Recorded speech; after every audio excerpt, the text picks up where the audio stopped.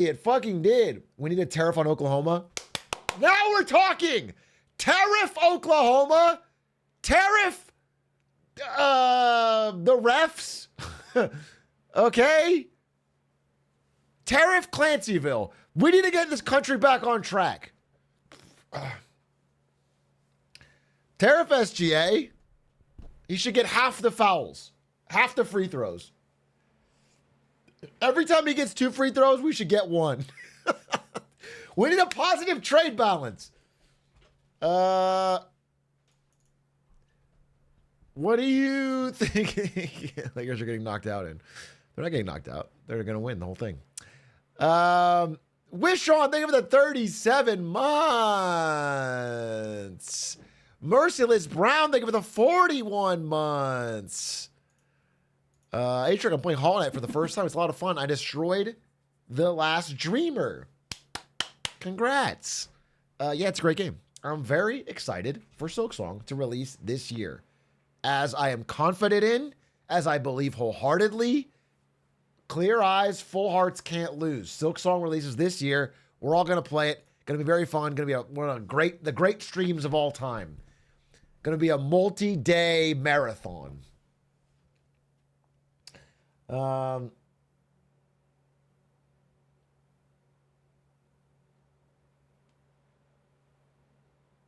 My goat went live.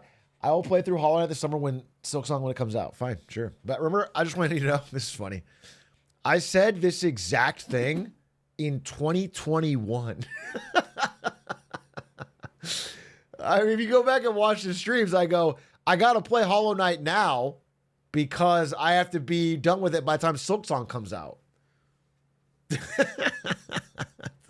That's not a joke. That's what I said. So you never know. Just be careful. It's a dangerous road you could be traveling down. Why is my light all effed up? Why is it all goofy? Aw.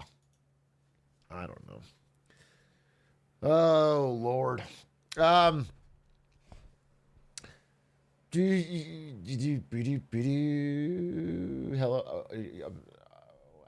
I'm having a stroke. I'm having a stroke. Hey, Big Ed, thought you'd be interested in the new highest reviewed game of 2025. Seems right up your alley. Jason Schreier called it a cross between Slay the Spire and Outer Wilds as a knowledge roguelike.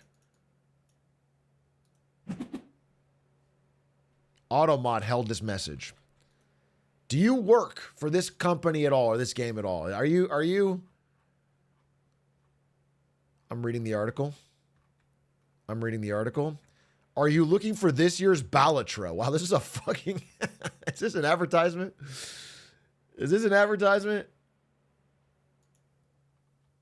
Blueprints is suddenly the best reviewed game of 2025 instant. We may have found this year's Balatro, at least in terms of scale. 92 Metascore. Wait, is this game kind of sick? Is this game kind of fire? Blueprints. 100 from IGN France? IGN Francois? They've never, ever given 100. Malditos Nerds gave it a 90. Digital Spy gave it 100. Eurogamer, the Europeans love it. That's a red flag. The Europeans love it too much. Okay? That's a red flag. It isn't even out yet. It's an ad. I mean, these reviews are real, right? Let's read the PC Gamer review and we'll decide. No, I don't want all PC Gamer reviews. I want this review. God damn it. Just Metacritic. I'm not going to stay on your website for the rest of all time. Holy fuck! I can't click on the review and... Okay, never mind. I'm dumb. Stupid. It's actually just me being stupid.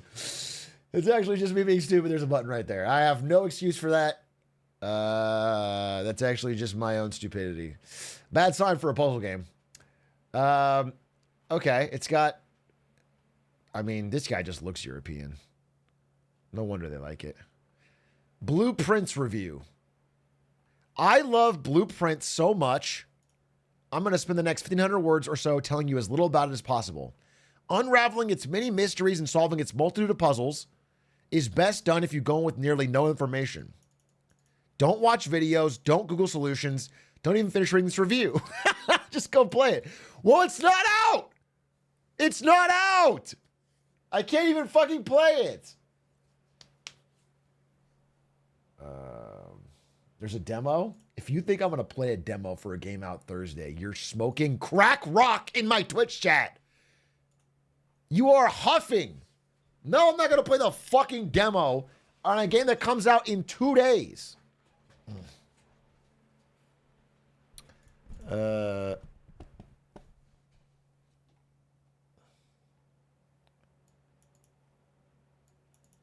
You would play one for Silksong? Would I? If it came out in 2 days, I probably wouldn't. No, I wouldn't. I don't want to play the same level again when I play the full game. No, I would probably wait. I want the full experience. Honestly, a game I regret playing early, Hades 2. I wish I didn't play the early access. I wish I waited. Telling you right now, I learned my lesson from that. I didn't enjoy playing the early access because it kind of killed, not even kill my hype, but it like absorbed some of my hype. It like deflected it like a laser shield. And like I would rather just wait for the full game to come out and then play that. It curbed it like a mirror or a laser shield.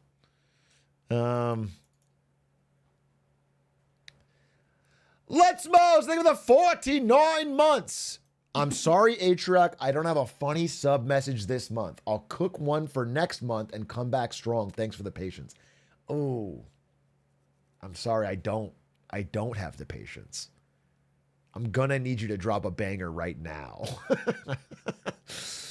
No, I'm sorry, but like we do have a rule around here. If you do the big 49 months, you need to drop a banger. You need to drop something that's gonna like get the chat roaring. And like it's just all right. Let's see what he cooked up. Let's see. Checking the chat here. He said, "Glizzy, glizzy, glizzy." Yes, dude. Yes, I knew you had it in you. Holy fuck! Off the top of the fucking dome. You cooked that up with no fucking prep off the top of the dome? You walked into your boss's office, he's about to fire you, and you dropped an idea that just saved the company? That's crazy. That's crazy. Quick time event hit. No wonder you're a 49-month sub. Anyway, I appreciate that very much. God damn.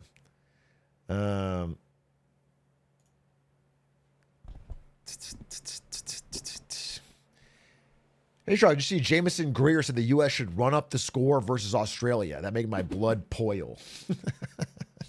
I assume you mean boil. He stole that idea from me.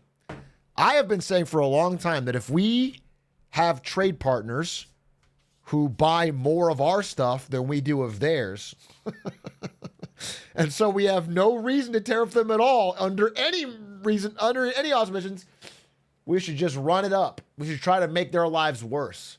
Because the thing that fucking sucks is having allies. It fucking sucks ass. Having any ally is a fucking stupid ass endeavor. You want to be Sigma, you want to be solo, you want to be alone. Friends hold you back.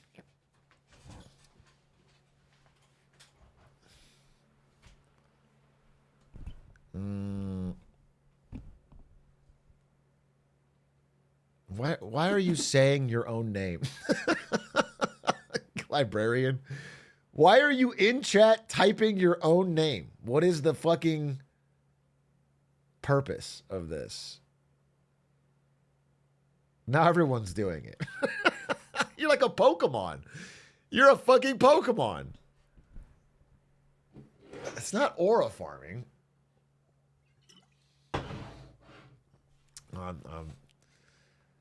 Okay. He doesn't know about Fart Master 18. Should I? Is that common knowledge, Fart Master 18? No, it's not. It's not. It's annoying to spend all your day reading Bloomberg and the Financial Times to talk about the news, and then you come online and everyone's mad that you don't know about Fart Master 18.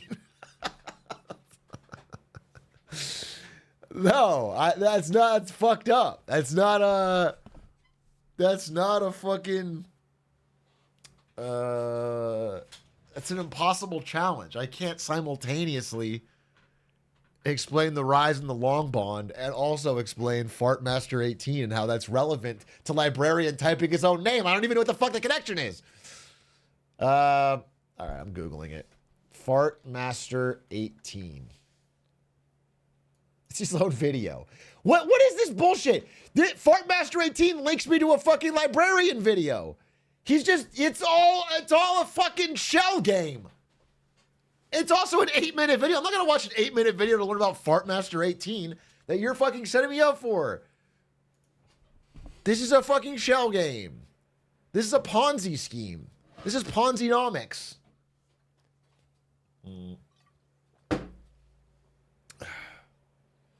Scared? Yeah, I'm scared.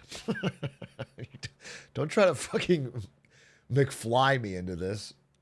What are you, scared? Yeah, scared, I guess. Too scared to do it. Oh, well. Holy fucking shit. Okay, I do thank you for the 10 gifted. I said holy shit because they have a new animation where it goes and it starts out at 999. And then it scrolls up to 10.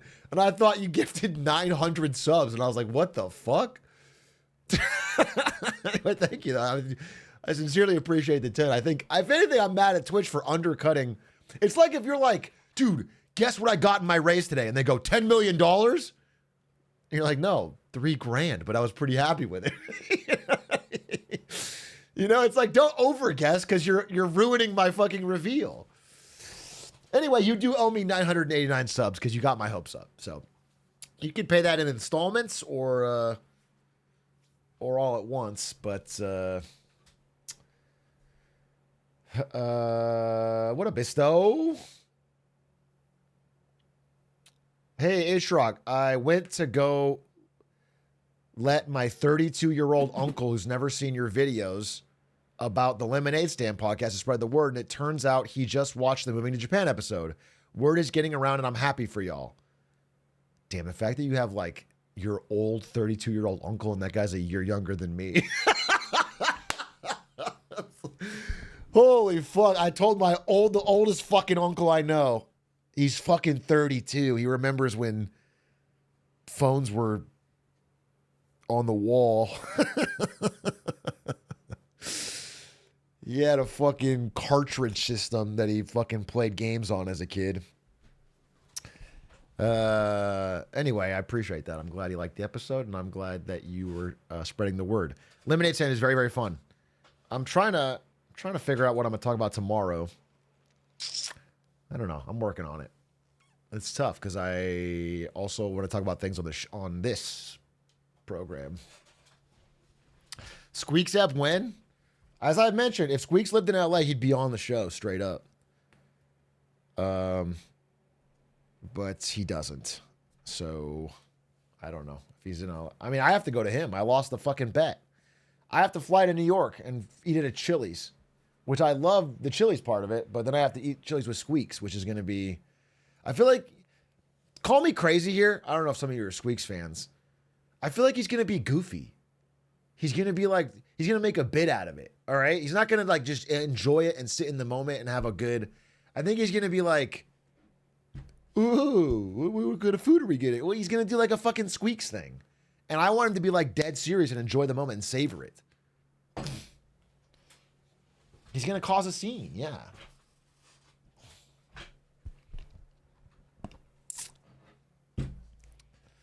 Frankly, he'll ruin the meal. That's what I'm saying. Quite frankly, I'm worried he's going to ruin my Alex's Santa Fe burger and my triple dipper by making it a meme or a joke. It's not a joke to me. Okay? And honestly, if we take a little gander at the fucking stock market competition, we need Chili's to bounce back yesterday. And if Squeaks is not going to take it seriously and order a big fucking meal and make it look good for the camera, then I'm fucked. We're stealing $7,500 from charity. The numbers are getting real. This is the amount like a mid-sized streamer would raise for charity if they did a dedicated charity stream. We're stealing it with 5 Pretty big streamers, not necessarily me, Aiden, or Stans, but Doug and Lud. We're stealing it. We're reversing that.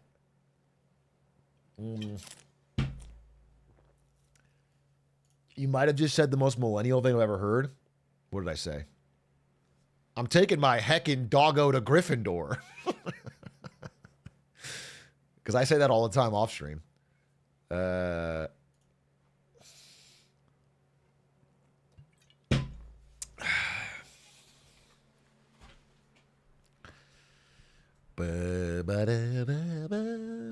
Just saw your video about phones and shit being banned in school. At my school, there's a $50 fine for anyone caught with their phone, even on field trips and shit. Damn. Isn't that kind of like a rich kid flex, though? Like, can't the fucking rich kid just, like, flaunt that shit and then be on their phone? And then if you're broke, I mean, that's like a huge fucking fine for you and your family. You got to go home and tell your fucking dad who's working at the factory $50 on you pulling your phone out in class? That's crazy.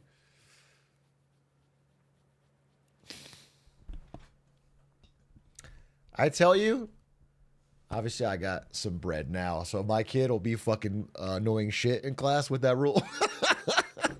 But I tell you, if I came back to my dad with a $50 fine when he was like an airman, like in fucking Florida, I'd be getting hit with the belt.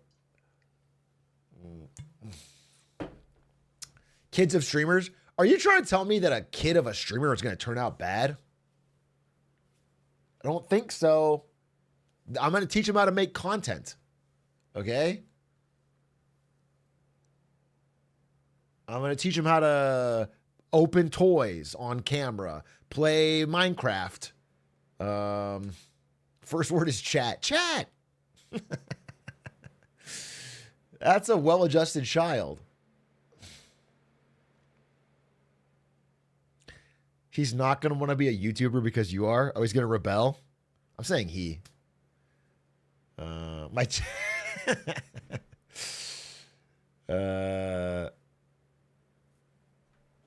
Is Atrioc a Gen X or a boomer? You're going to make me fucking blow my shit off smooth.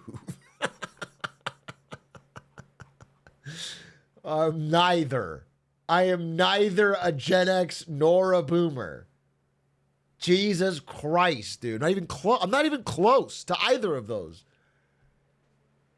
I'm a silent generation. All right, we built this damn country. We survived the Great Depression. Okay, we won WW2.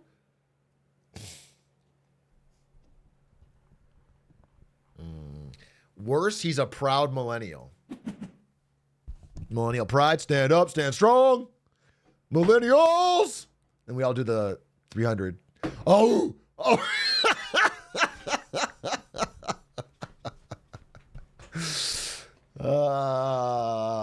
That's good. That's fucking good. Does that ever bother anyone when they watch the movie 300? When he's like, what is your profession? And they don't actually answer it. They just go, oh. And like, they should say warrior or something. Like, we're warriors. Like, they're not. It bothered me.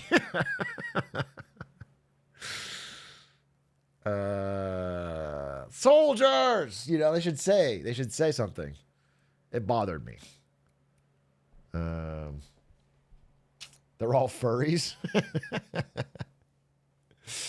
That would make the movie so much worse. Really? That's your line? You think if he said, soldiers, what is your profession? And they went, warrior. That you'd be like this, I'm walking out. It's over. That seems fucking stupid. All right? I'll be honest with you. They are Spartans. That's a profession? Yeah, but they don't say Spartans. They say awoo. Sorry, can we watch this to be clear? Just, I want you guys. Also kind of smug. All right? This happened IRL. Famously, this happened IRL, okay?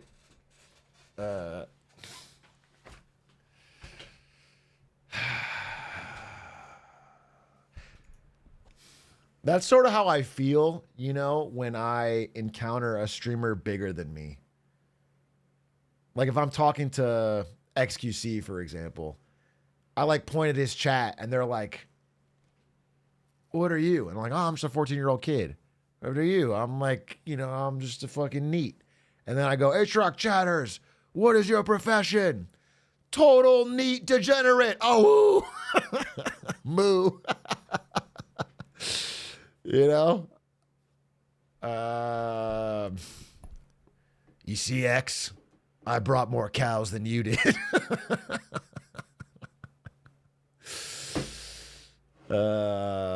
This is a real scene that played out.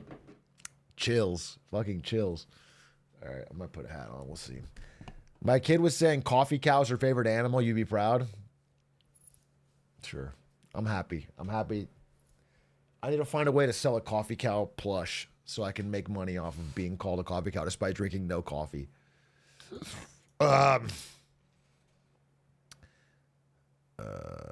What about... sorry, we just need to watch. They want me to fight the chicken? Chicken jockey. Holy fucking cinema. Holy fucking cinema! Now that's a scene that puts 300 to shame. One more time. Chicken jockey. That's one of the all-time great lines. That is perfect, flawless delivery by Jack Black. Wow. Wow, wow, wow.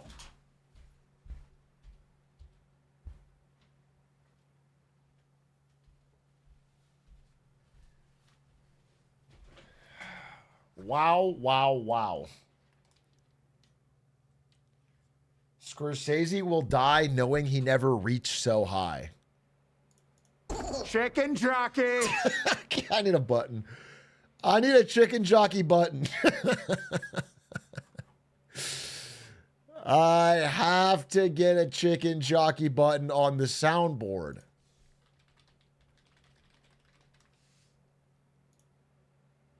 Chicken jockey. Now I have it. And now I have it. Chicken jockey. Good. This room's now been improved. I did my work for the day.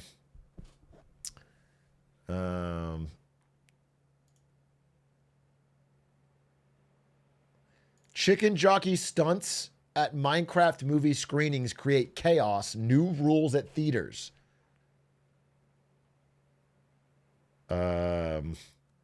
After young moviegoers caused an unfortunate situation as part of a disruptive and chaotic chicken jockey trend, a New Jersey movie theater has banned children from seeing the film without an adult.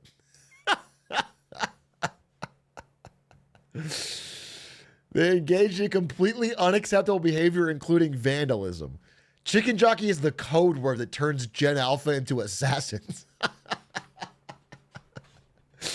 It's the activation phrase.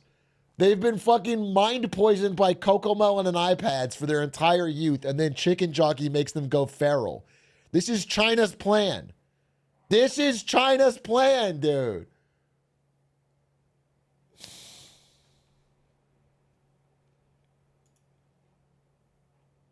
Can I see a video of them?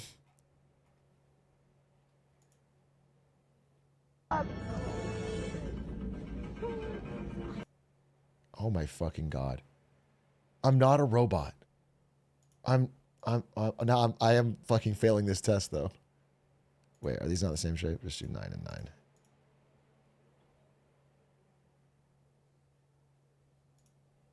9.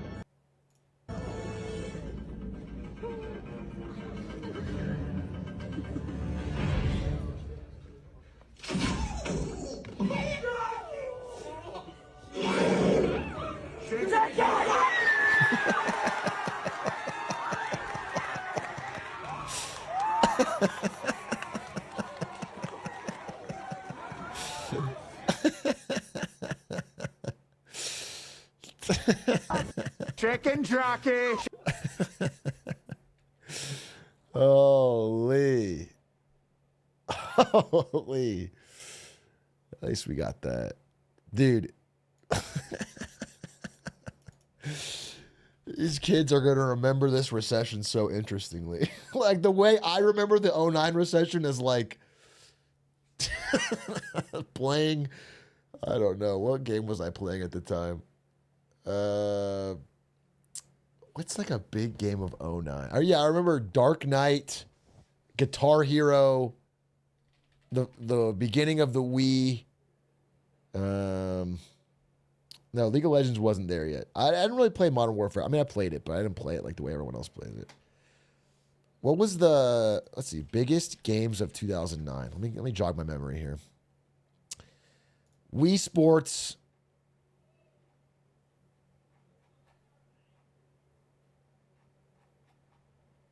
$50 Blood on the Sand. I did play that. Oh, New Super Mario Bros. Was fire. What was like I played Fear. Yeah, Halo 3. I think I played like there was a game called like The Specialists. It was a Half-Life mod. I remember I just played that game all the fucking time. But I don't know if that was before '09. It might have been like '07. Chicken Jockey! Damn, they should have got me, at least as a backup.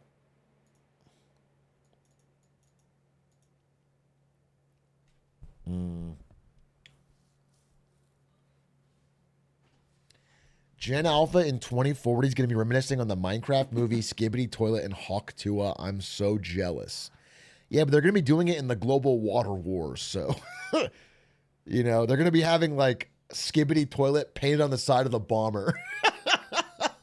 That's like headed for the fucking Amazon. You know, it's going to be...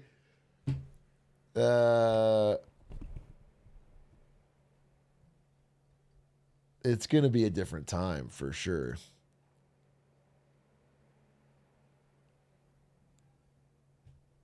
Did you see Luca get thrown out for trash talking a fan? You think I didn't see it? My fucking title was "These refs are trash." Yeah, I saw it. Yeah, I saw it. Luca playing fucking amazing game. He points at the crowd and says some shit to a fan. The ref thinks he's pointing at him, ejects him from the game. Fucking everyone on the Lakers team flips out like, no, you're just putting... LeBron like goes up to the ref and explains it like calmly as he can. Like, didn't. Fucking annoying. Fucking annoying. Fuck the refs.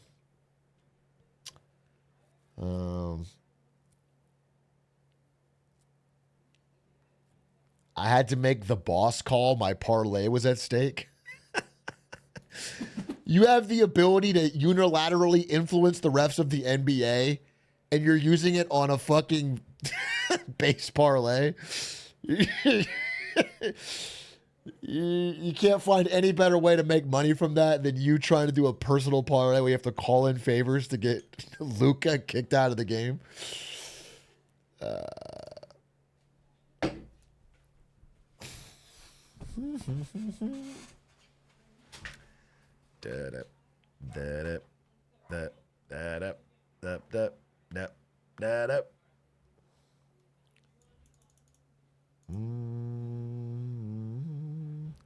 Petite B, it's not your first time chat message.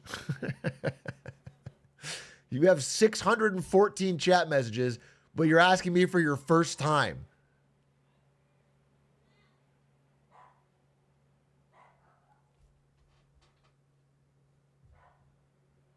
Again, it's also a question that I can't even answer. I don't even know what company you're... I can't know your relative value in the marketplace. I can't know your connection with the place you'd be working.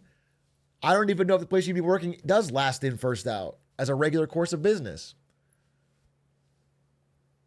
I can't give you an answer to that question. I have no possible way of knowing enough details about your life.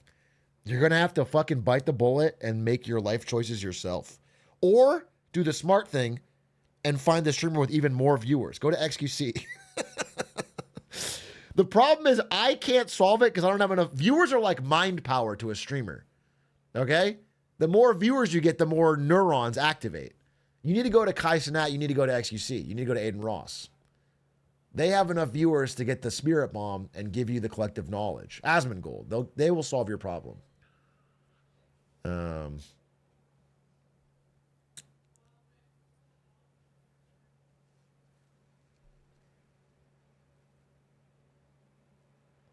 Dog, I'm so brain rotted I can't lock in for even 1 millisecond. Which shark coin should I buy?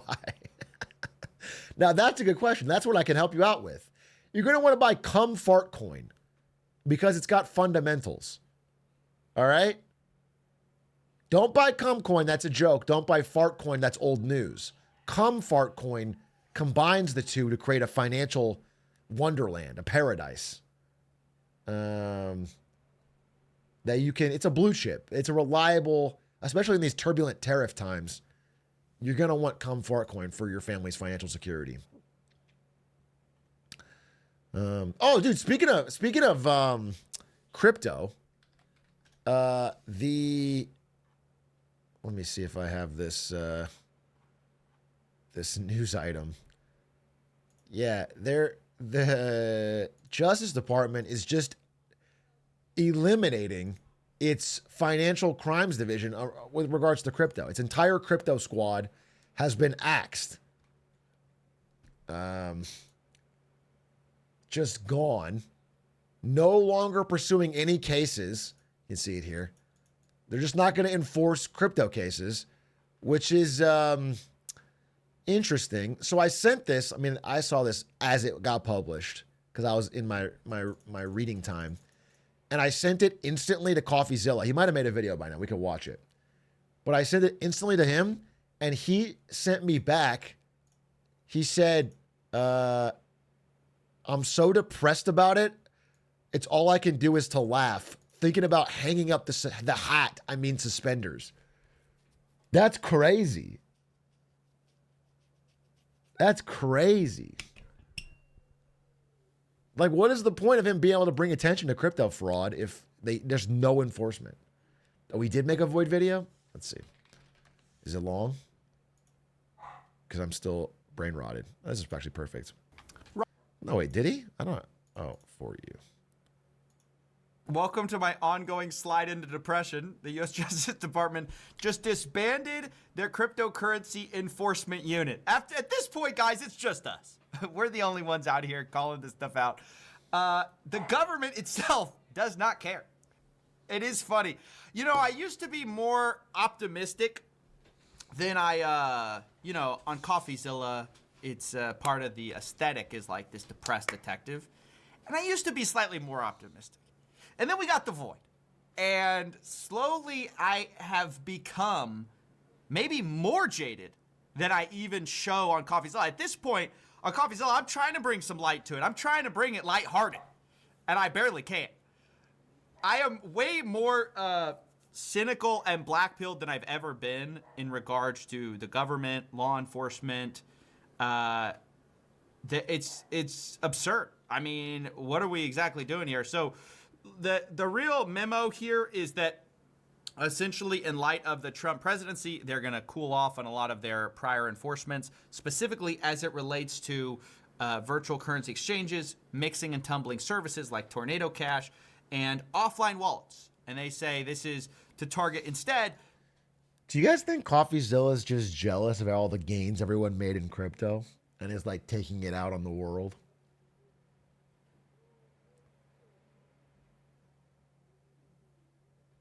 Or do you guys get the vibe that he's like a fudder, you know, who secretly is jealous of SBF for being more brilliant than him?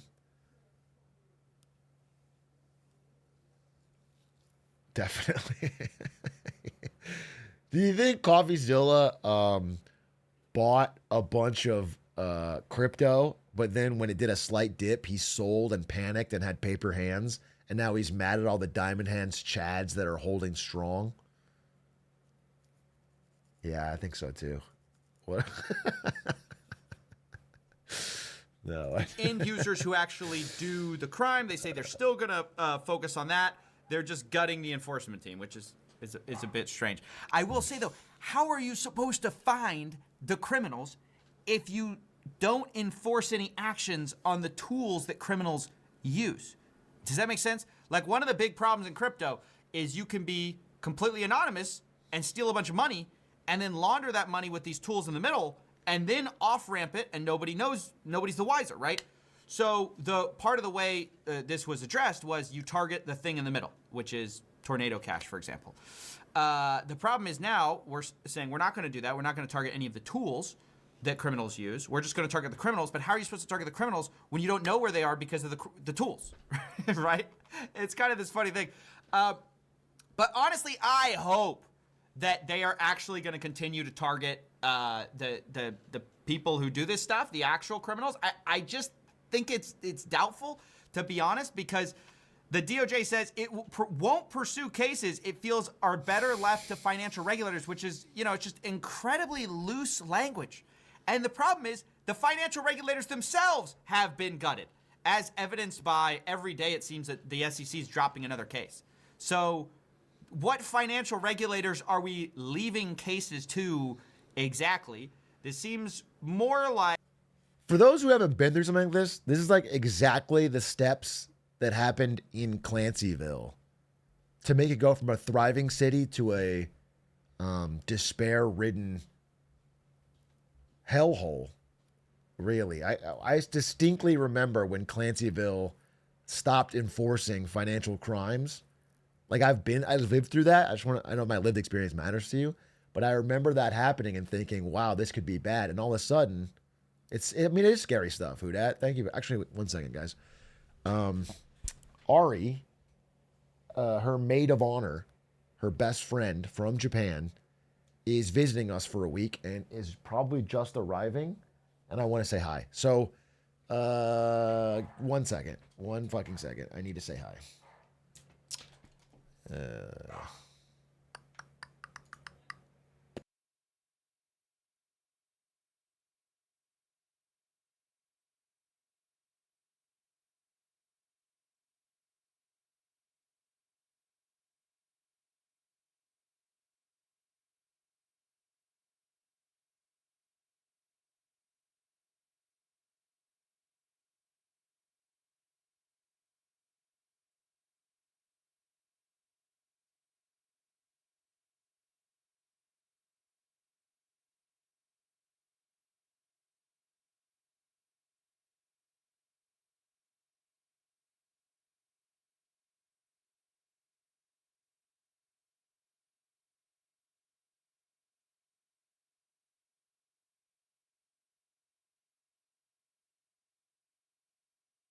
Fucking madhouse in here, huh? How long was it even gone? What, 1 minute? And it's everyone's fanning coke and cum and... No, dude, no. No. That was a fast hello? Yeah, I hugged him. Told him, thank you so much for coming. So excited to see you here. And I'm just going to finish up what I'm doing here. Watch more of this video. I mean, this is kind of a sad video, to be honest. CoffeeZilla is a voice of truth and reason, especially in the crypto world. It's very hard to track or enforce anything. And I thought him... One thing I'll say, though, is maybe I'm slightly less doomer on the lack of crypto enforcement specifically, only because I think crypto has already scammed so much it solved itself. In my mind, and from what I'm seeing, the problem of young men being lured into crypto to lose their money is now kind of ending, in that they've already been scammed so much they've been burned away. Everyone has been rugged, and so I just see the prices dropping left and right on all sorts of crypto, even with the government behind them, essentially. So I do feel, I still think it should be persecuted, but I feel like at the end of the day, it's doomed regardless. Crypto as currency. Just step back in general, at large. I hope that's not true. But it does appear to be the case. I will also say it's notable that the person who wrote this was one of President Trump's former criminal defense attorneys. Now he's the deputy attorney general, so he's sort of like flipped his roles. But this policy does seem to be more in the line of we're doing a lot less in crypto. We're going to kind of put our hands off and say that's the purview of the regulators, while the regulators also have their hands off. We kind of get this sense because of where they've actually put their key, people. So there's this guy, a prosecutor, Yoon Young Choi. He was one of the top guys who played a role in the department's most significant cryptocurrency cases, according to the Washington Post, including against the owners of Tornado Cash and the prosecution of Abraham Eisenberg. So this big shot, prosecutor of big crypto cases, where do they put him? Well, they move him to a newly created Sanctuary Cities division of the Justice Department. So we're reassigning people. We don't want them covering financial crime of cryptocurrency. Is that a convenient thing now that our government is also inextricably embedded in cryptocurrency as well? They have financial interest in cryptocurrency. I don't know. I can't say. All I can say is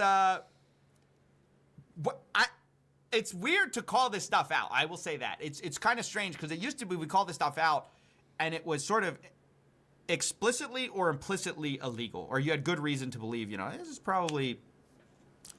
probably bad. Now we're calling it out and it's like, is it actually, I don't know if it is. The joke is crime is legal, but what does that statement even mean?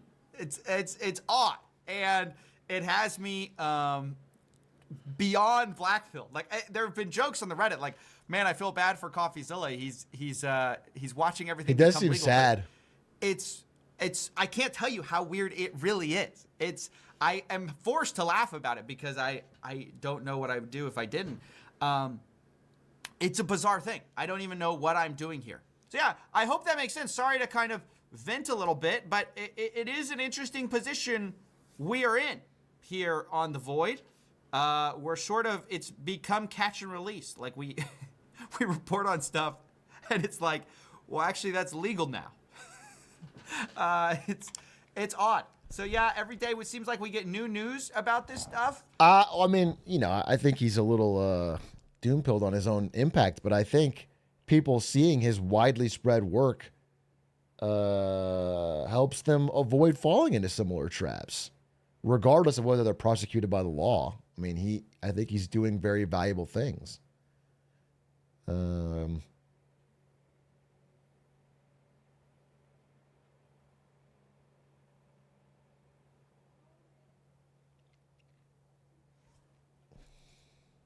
But yeah, we got to continue reporting on it for now until I figure out what I'm going to do here.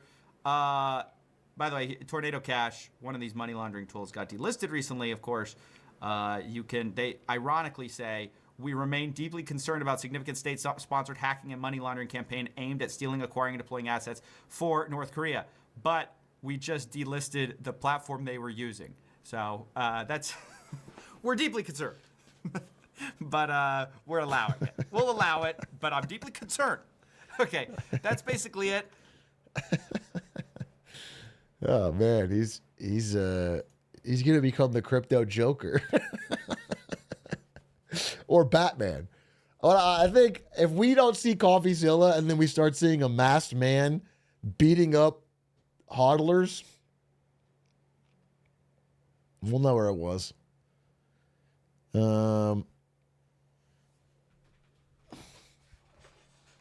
One bad rug pull. When I got these rugs.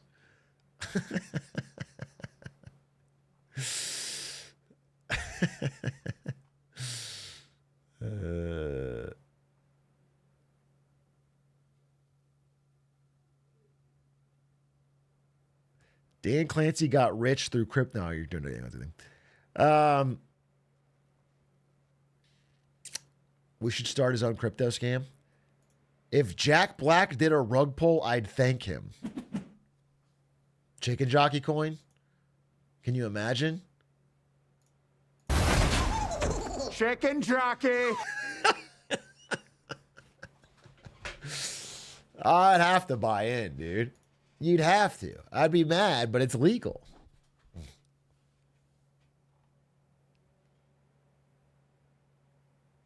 That's actually a good idea. Yeah, thank you. I need crypto to crash so Clint Stevens is forced to stream again. Listen, I don't know Clint's financials, but I do know that he asked for my advice, and I set him up with a guy to help get all his taxes paid and hopefully diversified. So I don't think he has to. I don't think he's still holding a bunch of fucking shit coins. But maybe he is. I have no insight. Hey, Neely K. Thank you for the 20 months. It's not a first-time chatter. Your positivity really rains on my bitchy pessimism. Sorry. I'm sorry. I'll try to fucking tone it down. I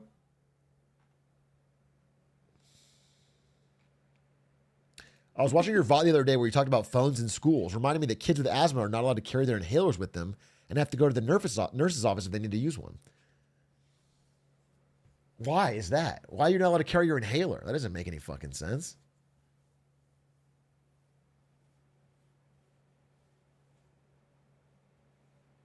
The nurse should have to hold all the phones. Like when you should be able to like have a panic attack in class from not having enough dopamine, and then you can go to the office and she can let you scroll TikTok for at least 20 minutes to cool down. That'd be fucking sick. Like if the teacher is boring enough, then you should be able to have a phone like an inhaler. You should be able to have that as like a fucking just a please God, give me some focus.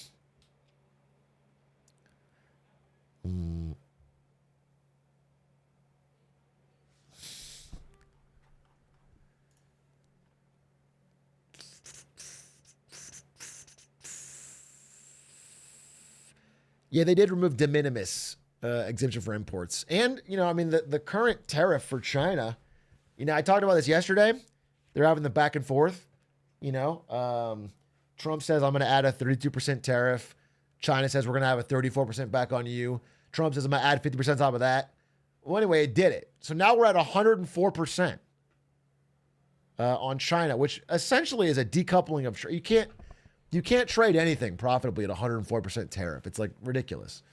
So, and they got rid of the de minimis rule, so even small things are tariffed. You can't just like buy one little thing off Alibaba or whatever. So this like goes in effect tomorrow, I think. April 9th is when they start actually charging. But it's a pretty big deal. Pretty big decoupling.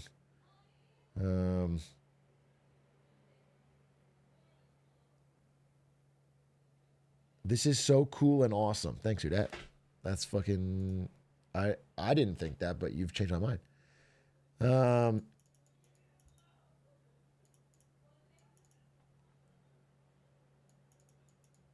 Today, a coworker took off to buy the new iPhone before tariffs made the price increase. Well, Apple actually planned for this. Not joking. Apple saw the tariffs coming, has been stockpiling iPhones, and last second, after the new ones got announced, but before they got implemented, they flew 5 jumbo jets full of iPhones. 5 cargo jets full of iPhones, stocked full to the top, to try and at least have some supply. Now, obviously, you know, there's demand is pretty high. Those are going to run out relatively quickly. But the idea is if they can get even a few months supply, they can hopefully outlast the tariffs. That everyone's kind of just trying to outlast them because they don't expect them to stay around just because they're going to be so unpopular, so deeply unpopular. And you know, I've been trying to hammer this on. I think this is every day. But regardless of what you think about it, I don't think many people are defending him anymore. But even if somehow you did defend him, I'm just telling you factually, no fooling around. there's going to be quick, large, significant layoffs if the tariffs don't change. Because if you're a company that has to import 100,000 worth of goods from China or whatever, and now you have to pay an extra $100,000 to get your goods at the fucking harbor, usually you don't have that money. Most companies run they're not like Apple where they have a ton of cash sitting around. They run relatively lean. That is working capital you don't have. And so you have to do layoffs just to even get your shit so you can sell it at a markup to try and make your money back. You have to fucking cut. It's going to be crazy. And if you don't have that money, they sit on the fucking lot at the port and you pay storage fees every day you don't pay it. And if you don't pay those storage fees after like, I don't know the exact time. I think it's 1 to 3 months. If you don't do that, they auction it. So you're competing against your own products being sold at auction for free or low price. I mean, it's a fucking dangerous situation. So people are going to cut in real time jobs, lots of jobs. And that's going to be really unpopular.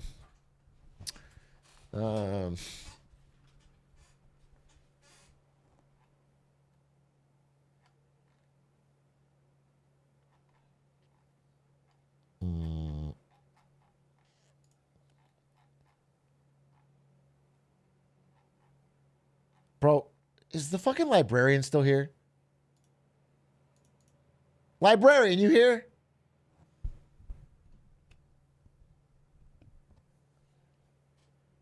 No, he's not. Okay. Okay. You rang, you're not the librarian. Because he fucking, I just wanted to bring it up because this guy I used to work with named Garvey, he worked at Twitch. He tweeted this kind of out of the blue and said, remember the good old days? And it was me and Mike Udall, who was like the ASU Heroes of the Dorm champion. And he tweeted this thing and it had zero, it had like 1 like or whatever. And I was like, if I like this, it's going to show up in people's feeds and they're going to say stupid shit to Garvey. Garvey, he doesn't know anything about my streaming or, whatever. But I was like, well, it would be rude of me to not like it. So I did like it. And then, of course, it showed up in fucking Dan Giesling's feed, what are those, my shoes? I don't see what the fucking problem is. And then fucking the librarian said, my God, he's getting insanely hairline mogged. And then this person saying, man, he looked old in college. It's not even me in college. This is me going out to speak at ASU when I was at Twitch. And I was showing my jersey and the new jersey. It's fucked up. It's fucked up. And now Garvey's seeing all these responses.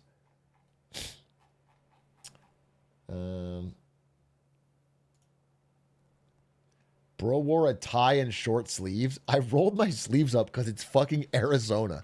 Shut the fuck up.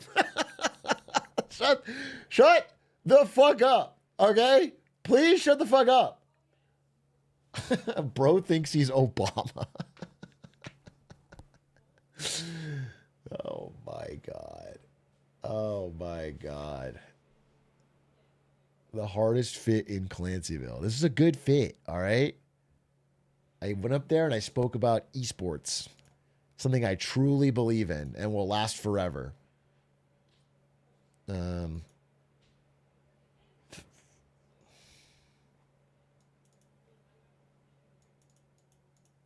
you seen this really well-made speech by the Singapore PM regarding tariffs? I have seen this. Mr. Speaker. But I'll watch it. We should watch it.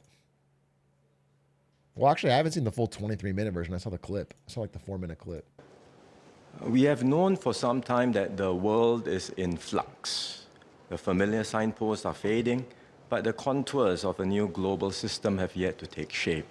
True. So we are in a period of transition. Uncertain, unsettled, and increasingly unstable. True. The recent Liberation Day tariff announcements by the US confirms this stark reality. The era of rules-based globalization and free trade is over. This marks a profound turning point. We are entering a new phase in global affairs. Yep. One that is more arbitrary, protectionist, and dangerous. For nearly 80 years since the end of World War II, America was the anchor for the free market economies of the world. It championed free trade and open markets and led efforts to build a multilateral trading system. This WTO system ushered in decades of global growth and stability. It allowed trade to flourish and lifted millions out of poverty. It benefited the world and contributed to America's own economic strength. And objectively, America continues to enjoy unrivaled economic heft. In fact, the US rebounded more quickly than other advanced economies from the COVID pandemic. True. It has surged ahead of all its major competitors in the advanced industrial world. But not all Americans feel this way about their economy. There are hollowed out towns in what was once America's thriving industrial belt. There are workers whose jobs have disappeared and whose incomes have stagnated. They believe that the American economy... Dude, first of all, just crazy that the Prime Minister of Singapore is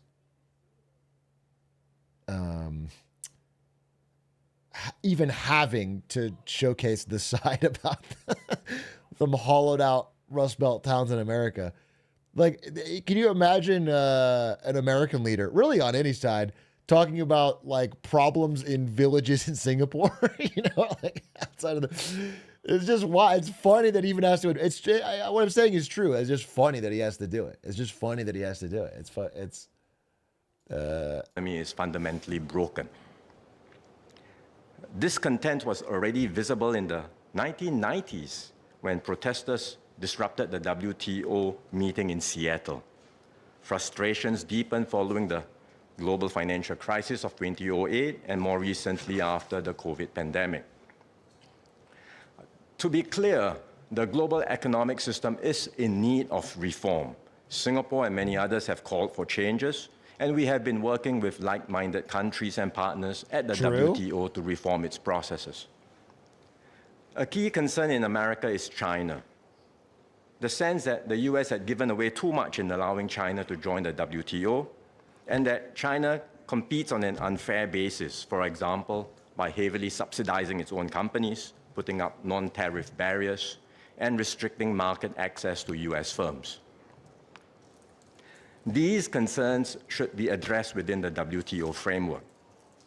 In particular, the trade arrangements and concessions made in the past when China was only 5% of the world's economy should be updated when China now makes up 15% of the world's GDP. True. And if there are disagreements, they should be resolved through the WTO's dispute resolution settlement system, which has been paralyzed and urgently needs to be restored and reformed. But what the US is doing now is not reform.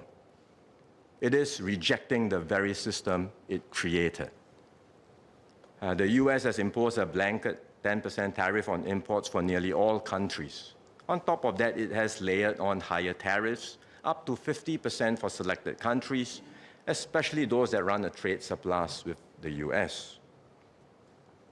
According to the administration, the sweeping tariffs are needed to fix America's trade imbalances. But there is nothing inherently wrong about running a trade deficit. It simply means that American consumers are buying more from the world than the world is buying from America. Moreover, the focus has been solely on the goods trade. That only gives a partial picture. In fact, the US runs a surplus with many of its trading partners in services, exporting software services, education, entertainment, financial and business services. But this fact has been completely ignored. True. In Singapore's case, we have an FTA with America. We impose zero tariffs on US imports, and we actually run a trade deficit with the US, meaning we buy more from them than they do from us. Surely you didn't get tariffed, right? If the tariffs were truly reciprocal, and if they were meant to target only those with trade surpluses, then the tariff for Singapore should be 0. But still, we are being subjected to the 10% tariff. We are very disappointed by the US move, especially considering the deep and long-standing friendship between our two countries. These are not actions one does to a friend. Yikes! Yikes!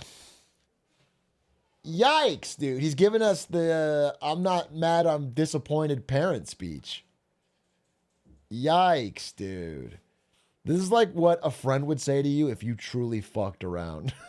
You know, like if you were an asshole to a friend for a long time, they would sit you down and say this and it would feel so bad. It would feel so bad.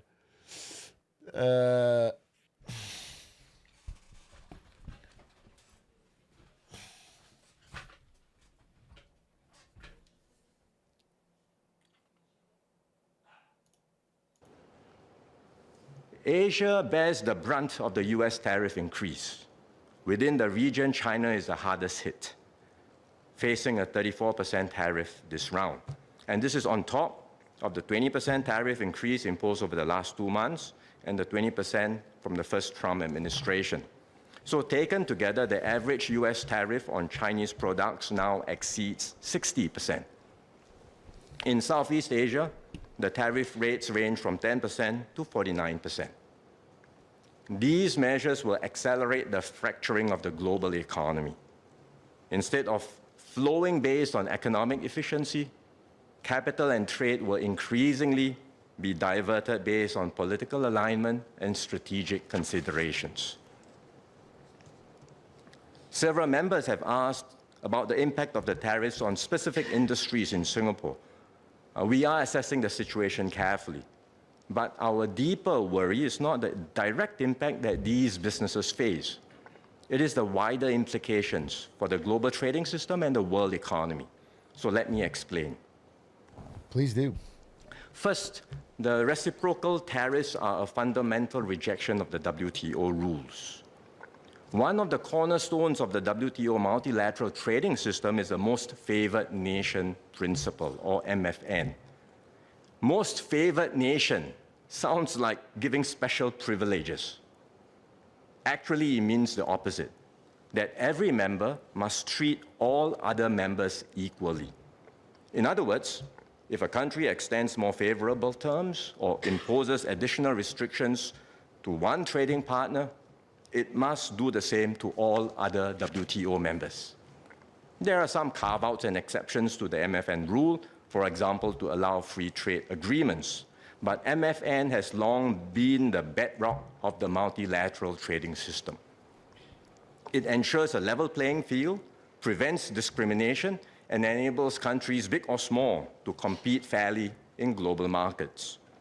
This has helped to liberalize trade amongst more than 100 WTO members, each with different economic and political and social concerns. He's great. America's new tariff regime is a complete repudiation of the MFN principle. It opens the door to selective country-by-country trade relations based on unilateral He's just preferences. making it very clear. If other countries adopt the same approach as the US, the rules-based trading system will unravel. This will spell trouble for all nations, but smaller countries like Singapore will face greater pressures, because small countries have limited bargaining power in one-on-one bilateral negotiations. So the major powers will dictate the terms, and we risk being marginalized and sidelined. Second, the likelihood of a full-blown global trade war is growing. Yeah. Singapore has decided not to impose So that's retaliation. what I'm talking about tomorrow. I'm gonna watch this whole thing. We'll see. So far, he's spitting hot fire, so I don't want to stop it. But that's what I'm talking about tomorrow on the podcast, is the likelihood of a total trade war and what that means, and historical examples of trade wars and what that's led to. Sometimes into world wars. I mean, the trade war is getting, one of the big things that prevented major power conflicts for the past 70 years, 80 years is free trade, is the economic connections. Retaliatory tariffs. Doing so will only lead to increased cost for Singaporeans. But other countries may not be guided by the same considerations and may have different perceptions and views. China has already imposed retaliatory tariffs on US goods. Others, like the European Union, are considering their next steps. Some think that the new tariffs are a negotiating tactic, a negotiating tool by the US to extract concessions in other areas. This was what President Richard Nixon did in 1971. He slapped a 10% surcharge on imports to pressure Germany and Japan to devalue their currencies, and when they did, the tariffs came off. Indeed, there is a brief window for countries to negotiate and get some reprieve from the US before the higher tariffs take effect. And it may be possible for some rates to be lowered. But we have to be realistic. Once trade barriers go up, they tend to stay up. Rolling them back is much harder, even after the original rationale no longer applies. Even if some partial accommodations are eventually worked out, the uncertainty generated by such a drastic move will dampen global confidence and growth. It will be very hard to restore the previous status quo. And in particular, it doesn't look like the 10% universal rate is open for negotiation. This seems to be the fixed minimum tariff, regardless of a country's trade balance or existing trade arrangements. Furthermore, there are other forces that could maintain the momentum for tariffs. In particular, many European countries are eager to protect their critical industries like electric vehicles, green technologies, and semiconductors from Chinese competition. Right. They do not want to be a dumping ground for exports from China or other countries. There is also a growing push across the West to strengthen their domestic manufacturing capabilities and to reduce dependence on global supply chains, especially in strategic industries. So this round of tariff increases by the US may just be the beginning of more increases to come globally. And we've seen this play out before. Yeah, he's kind of like... The US enacted sweeping tariff increases through the Smoot-Hawley Act in 1930. Many countries protested, and a number retaliated with their own trade restrictions and tariffs. This deepened and extended the Great Depression. In some ways, today's risk may be greater. The new US tariffs, if fully enacted, are higher than the ones in Smoot-Hawley. significant. Trade is now a much bigger part of the American and global economy compared to the 1930s. Supply chains are also more deeply connected than they were back then. Any disruption to trade flows will have wider knock-on effects on the world. This brings me to... We never had a leader in America say knock-on effects once. Ever. In my whole life, have I ever had a leader worry about the knock-on effects? Not once. the third point, which is the impact on the global economy. Business and consumer confidence has already been hit by the tariffs. International trade and investments will suffer. Our economic agencies got in touch with several multinational enterprises and local businesses after the tariff announcement. Even those who were not directly affected by the tariffs are worried about weakening demand from their consumers. Some have put new projects on hold while they assess the full implications of the tariffs. Yeah. These are reactions from companies based here, but I'm sure the same conversations are happening in boardrooms elsewhere. Yeah. Across America.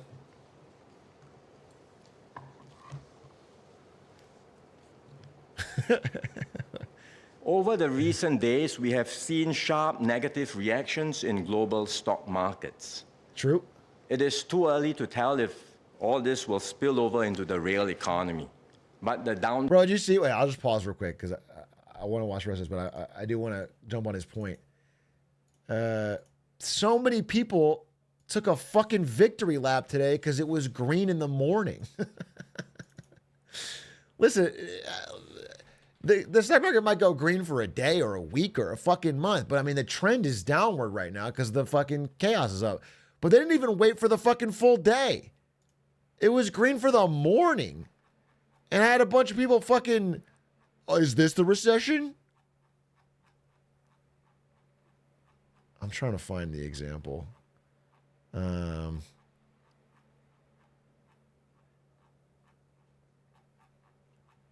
Where's the, yeah, right here.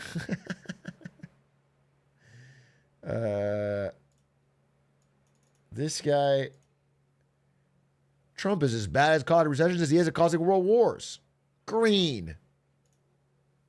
Black Monday hoax is over.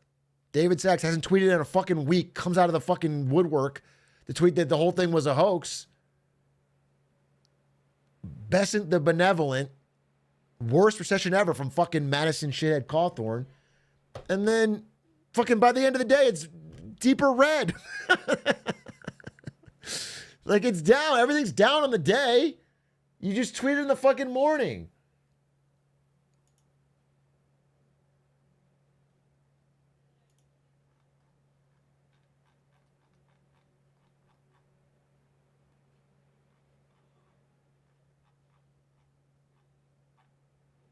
Benny Johnson was back again. Benny Johnson, who said, he's the guy that just said it doesn't matter if you lose money. Isn't he the guy who just said don't care about the stock market? It doesn't matter if you lose money, like it builds character, but then the second it goes green, he's fucking bragging about it.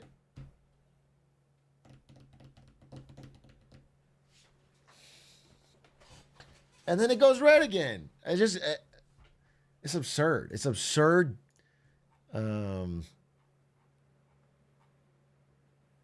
I don't know, double standard on talking about stock market.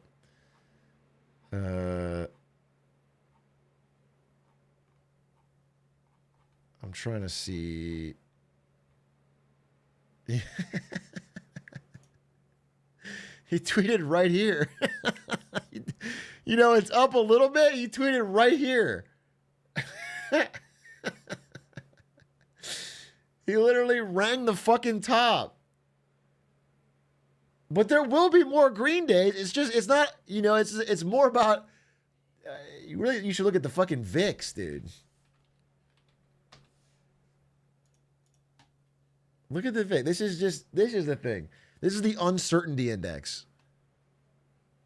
Really high in 2008, really high in 2020, really high now. Okay? It just means things are going to get more erratic, bigger swings, bigger whipsaws.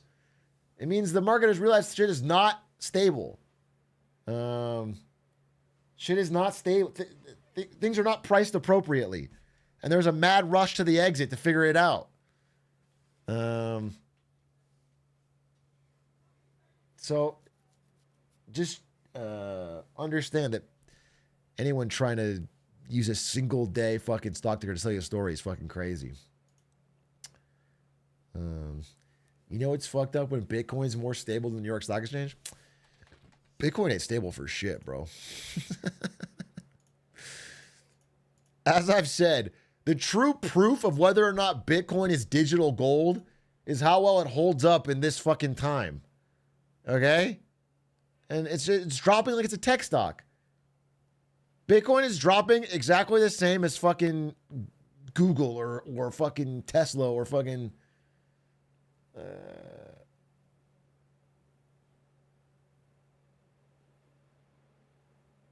there's nothing special about it, dude. It's not showing any like counter cyclical thing where the market goes one way and Bitcoin stays stable. The Bitcoin does exactly what the market does.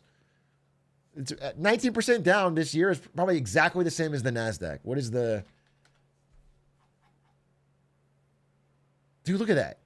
This year, Bitcoin down 19, NASDAQ down 20. It's the same fucking thing. There's no... Bitcoin is a bet on tech stocks. There's no difference, dude. It's always tracked at 1-to-1. Everyone's acting like it's so... It's not digital gold. Let's see. Actual gold, tough guy. Actual gold's up 10%.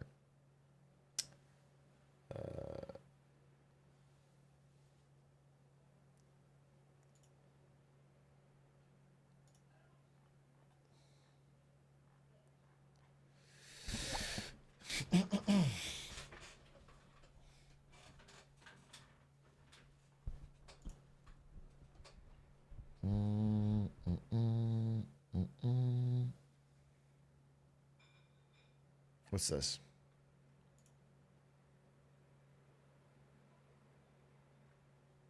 Oh.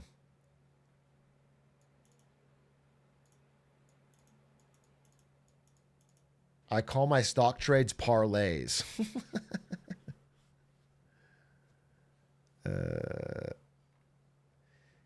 Hey, Atrioc, I work at Shein and the de minimis law goes into effect on May 8th. I went into my boss's office and asked him about it. He said, yeah, we got a lot of stuff in Indiana and all that. Well, completely ignored my question. Am I cooked? He probably doesn't have an answer for your question. His answer is what everyone else is doing, is that they've stocked up for these tariffs and they're waiting and seeing. That's what they're doing. That's what all the companies have been doing that have any kind of foresight, is they have pre-shipped a ton of fucking shit to America into warehouses, and they're going to try and sell that and do nothing, and hopefully the tariffs go away. It's a waiting game. So I don't have the answer to your question. I do know that there's going to be a lot of layoffs, assuming that there's no deal made on tariffs. And then whether the political fallout from that causes a change of course or not. There's also a bill. I mean, the whole, ideally the president is not the one imposing tariffs. That's not how the law is written.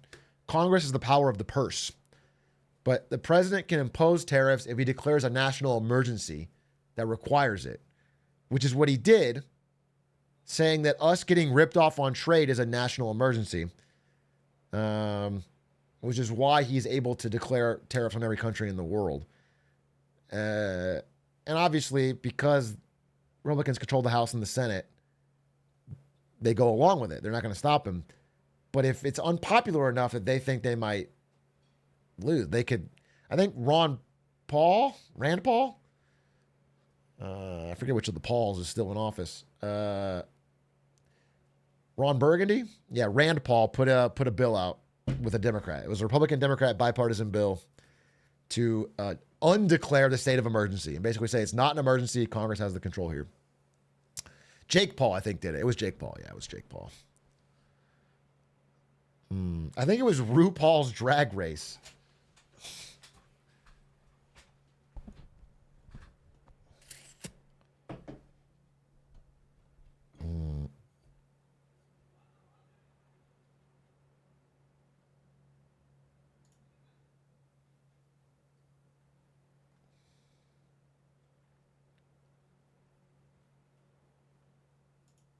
I want to watch a little bit more of the video, actually.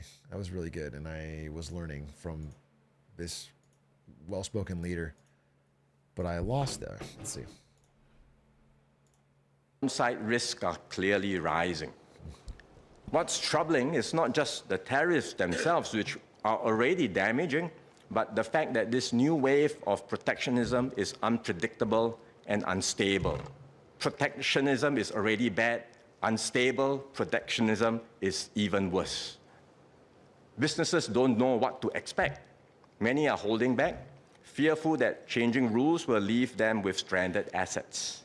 And all this creates an environment of deep uncertainty, one that could tip both the US and global economy into recession.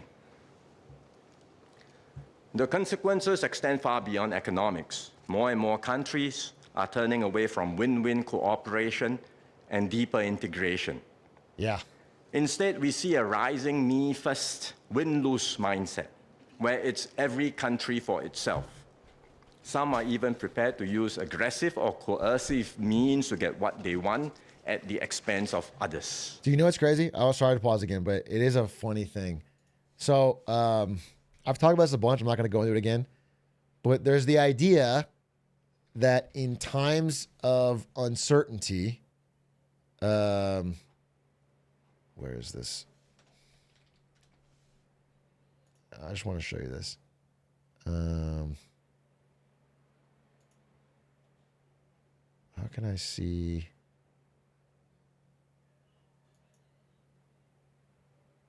Yeah. Yeah. Can I get like a... How do I... Why is this graph so stupid? Show me the fucking zoomed out version.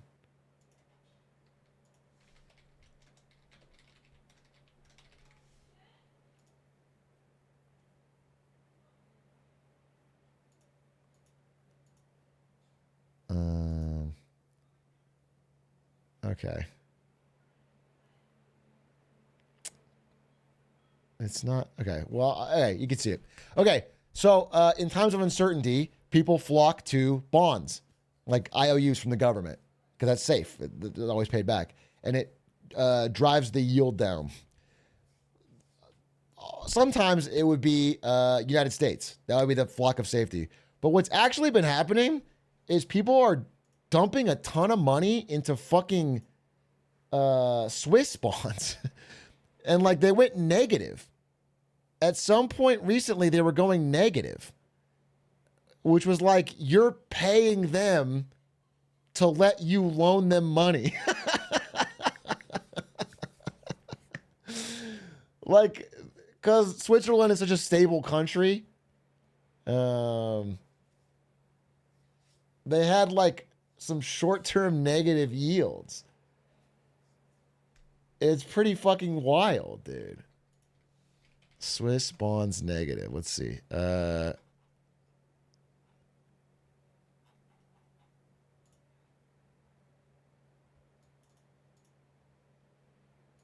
Anyway, they're like considered like the, from what I could tell from bond yields, the safest place to park your money. And so you're literally not even getting a return. They're not paying you any interest. They're paying you negative interest.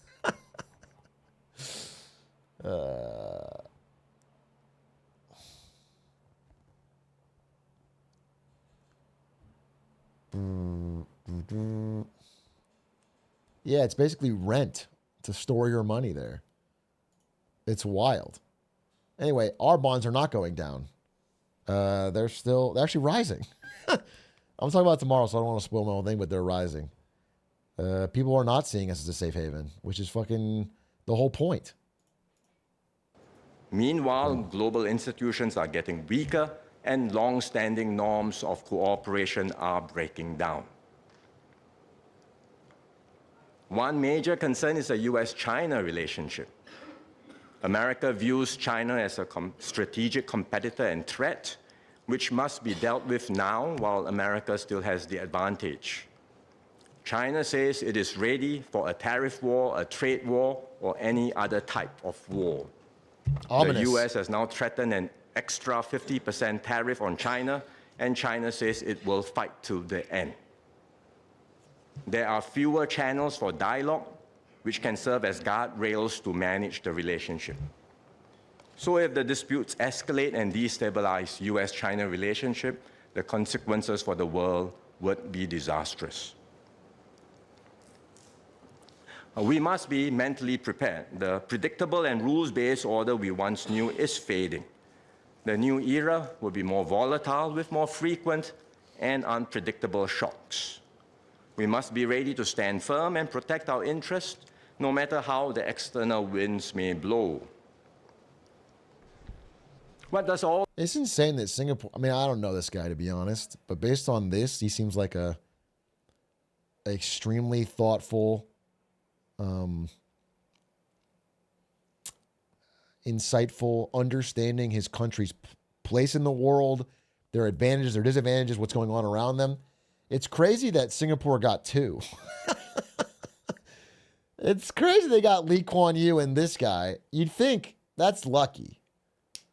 That's lucky because when you have an authoritarian state, the risk of it going wrong is like when you get some dumb grandson of some, you get somebody's kid Or you get somebody who doesn't know shit and they get in office and fuck everything up.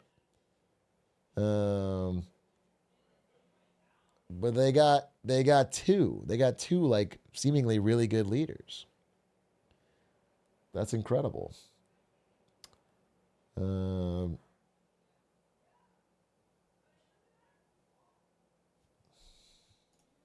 this mean for Singapore? In the near term, we expect weaker global growth, which means external demand for our goods and services will You'll be the next. The next leader of Singapore is Hudat 950.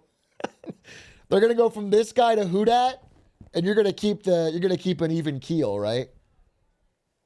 You're gonna keep the country strong. You're gonna have a wise speech like this. Smart move. fall. The outward-oriented sectors of our economy will suffer the brunt of the impact. They include manufacturing, especially segments like electronics and semiconductors, biomedical science, which have higher export exposure to the US, wholesale trade and transport will be impacted. The global uncertainty and dampened sentiments will also impact some services industries, including finance and insurance. Singapore may or may not go into recession this year, but I have no doubt that our growth will be significantly impacted. We had originally projected GDP growth of 1 to 3% for 2025. MTI is reassessing the growth forecast and will likely revise it downwards. Dude. Also, that statement seems like normal on the surface, but it's just insane because nobody in America would ever say that. Nobody in America would ever just be honest. Like, yeah, this is going to be bad. Growth might slow. They would never do that. They would always put a spin on it that it's like going to be great.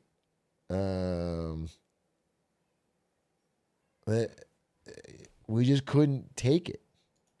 Lower growth will mean fewer job opportunities and smaller wage increases for workers. And if more companies face difficulties or relocate their operations back to the US, there will be higher retrenchments and job losses. For now, the measures announced in this year's budget will provide support for any short-term strain. We have a comprehensive package of measures for households. I think he's getting into like specifics on Singapore at the end here, which you can watch if you're interested. But he did summarize what I think is happening in the world pretty clearly, clear vision.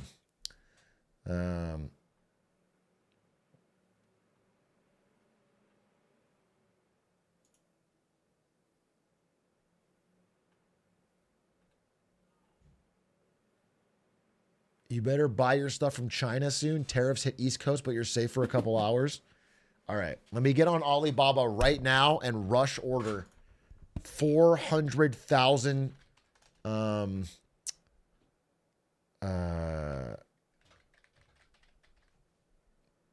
not hot dog carts, not glizzies. Not cow plushes, not iPhones, not hat blanks, not dildos, not hot dog rollers. Oh, the little fucking what am I thinking of? Funko Pop. Fucking having a Funko Pops, dude. I need to order Funko Pops quickly. I need as many Funko Pops as I can fucking get quickly. All right, how am I going to get a complete collection if I have to pay a fucking tariff price? I need to secure a full supply.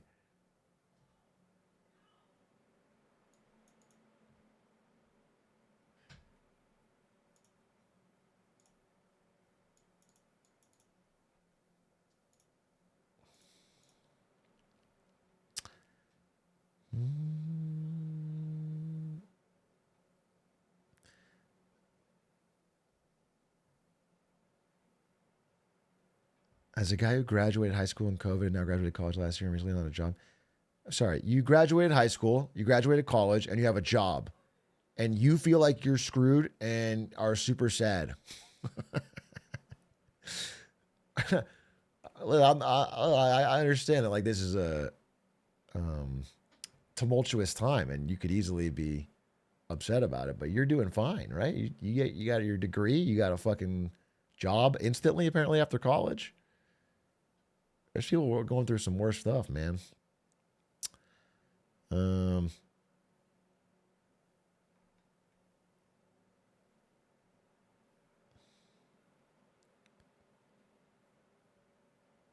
Big bro, big A, big glizzy guy. In your bonds presentation, could you make it clear to me why anyone would choose them over international equity? Frankly, there's a lot of data of bond being EWE. You don't have to ask like this. Safety and stability is why you'd pick a bond, all right? You buy a government bond that has 2% on it, unless that country literally dissolves, you're probably going to get that 2% payment. You buy stocks anywhere, America, internationally, anywhere, they could tank. As every market has tanked. You can lose money. You get higher upside with stocks, but higher risk of downside. With a bond, you get your cheddar, exactly what's printed on the fucking coupon. That's why people go to bonds in scary times. But they're not going to American bonds for the first time. Not the first time, but first time in our recent memory. Coffee Zone on Lemonade Stand. I've extended the invite. He seemed positive about it. But he also said it depends on if he can get to LA, you know? So it's a TBD. And also, he might be fucking hanging at the suspenders. He's depressed, dude. Also, he fucking hates Aiden. Also, he said, listen, I love you and Doug. I just can't fucking do it with that Aiden guy.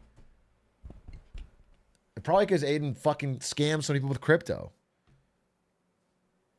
Unironically, in 21, Aiden was one of those guys talking about buying metaverse properties. Not kidding. Yeah.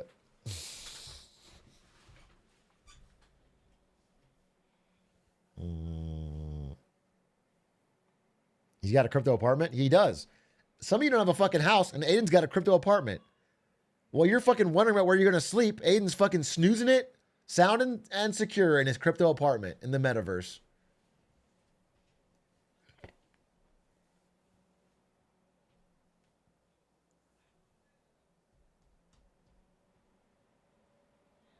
He famously bought a apartment NFT. Famously.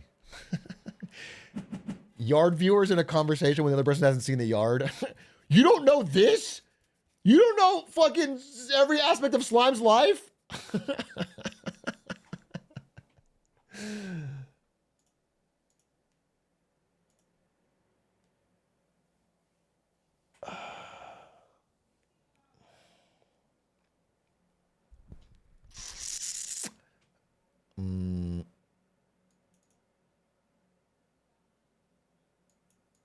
I try.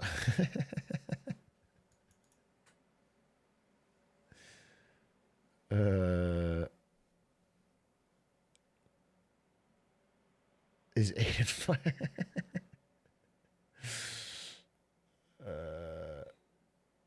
Should I take all my money and put it into North Korean bonds? Finally, a good question. Yes. There's two countries whose bonds are rock solid right now. Ukraine and North Korea. They offer incredibly high yields because they're such safe investments. You need to get your money into them. What returns? Dude, because it's so risky, right, that they might not pay you back. I think Ukrainian government bonds are like, wasn't it like 50%? Am I correct? No, it's 25%. You can get a 25% yearly return. Guaranteed. On a Ukrainian government bond. All it has to do is exist as a nation.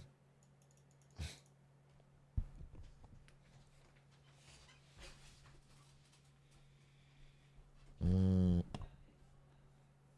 1 year. I mean, you buy a 10-year bond. You get 25% a year in interest every year for 10 years. Then get your money back. Sounds great.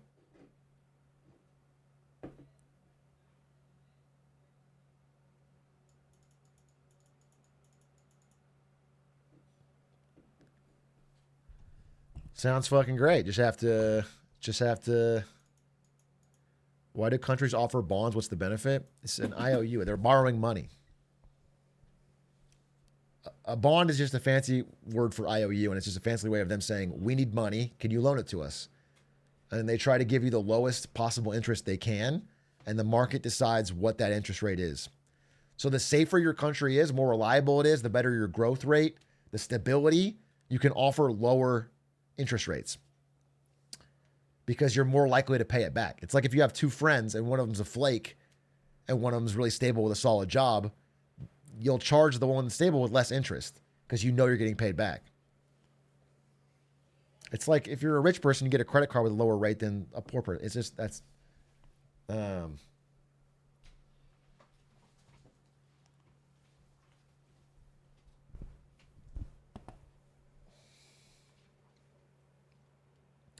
I wouldn't charge my friends interest.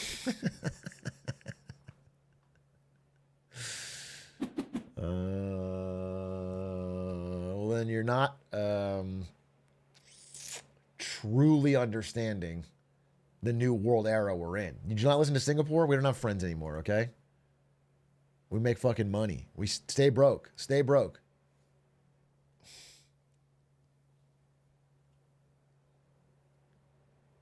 If they're a true friend, you should treat them like Switzerland and pay them to borrow money. If your Swiss friend comes up and asks to borrow $100, you should give them $5 and then the 100. The $5 is a bonus for asking.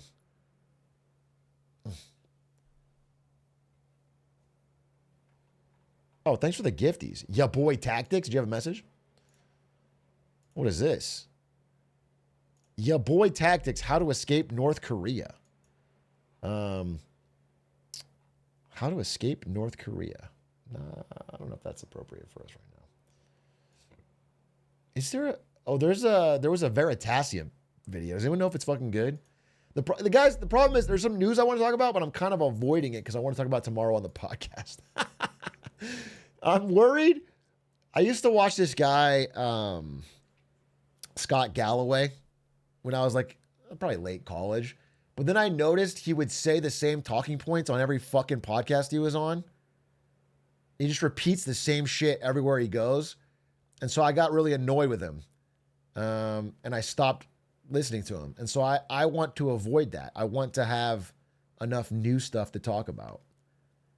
And so I want to have my stuff that I've learned and prepared be ready for the podcast and not for here.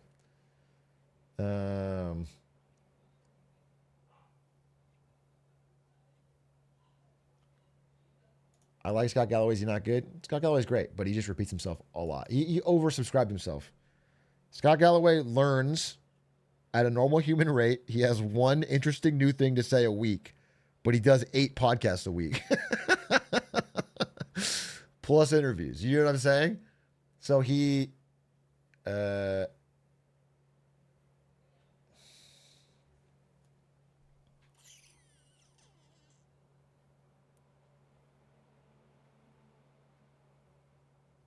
Eddy Burback video? Oh, I'll watch that.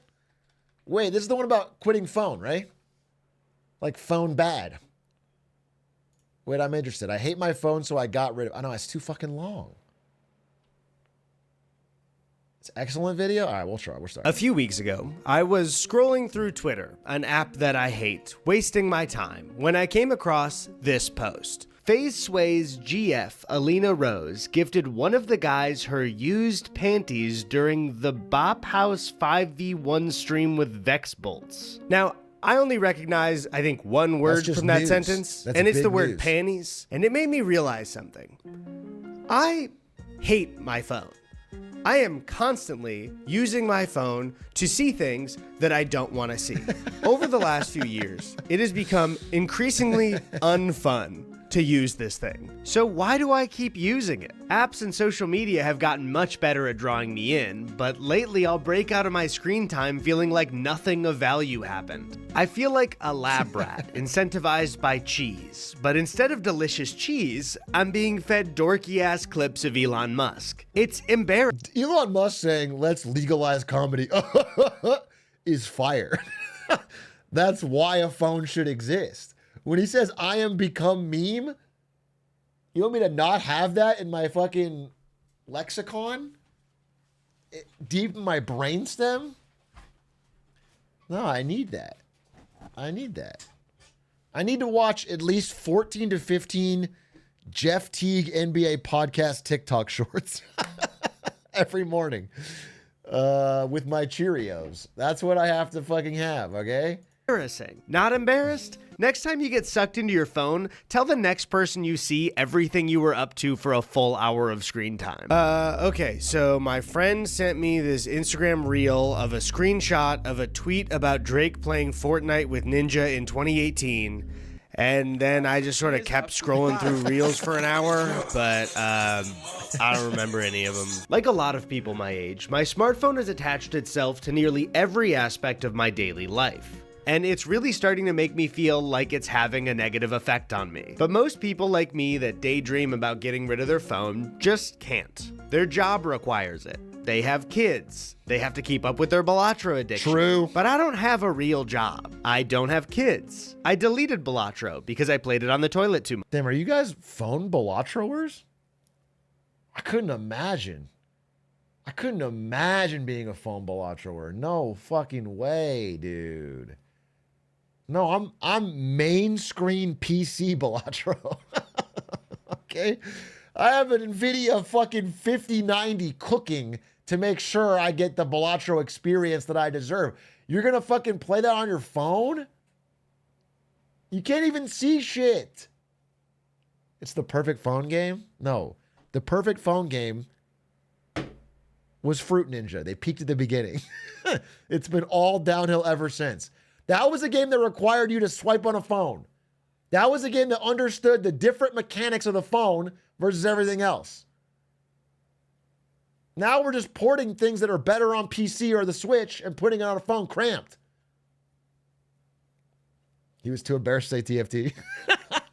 TFT is actually Satan's phone game. Because all it does is waste my time, and you can't win if you're playing on the phone because it's fucking hard and laggy and you can't get the fucking item off the carousel. So you just lose and you're mad. Okay? TFT is actually a terrible phone game.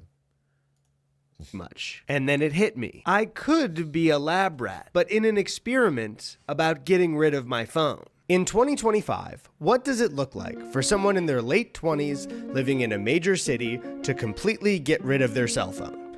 Well, I'm going to find that out because over the next month, I will be locking my phone in this safe and I will not be opening it. So, without further ado, let's find out together. What if he instantly died? That would be a pretty bad sign. That would like actually maybe flip the argument on phone addiction. People who are pro phone would have a lot of weight in their corner. If he instantly died and then 46 minutes of him laying on the floor.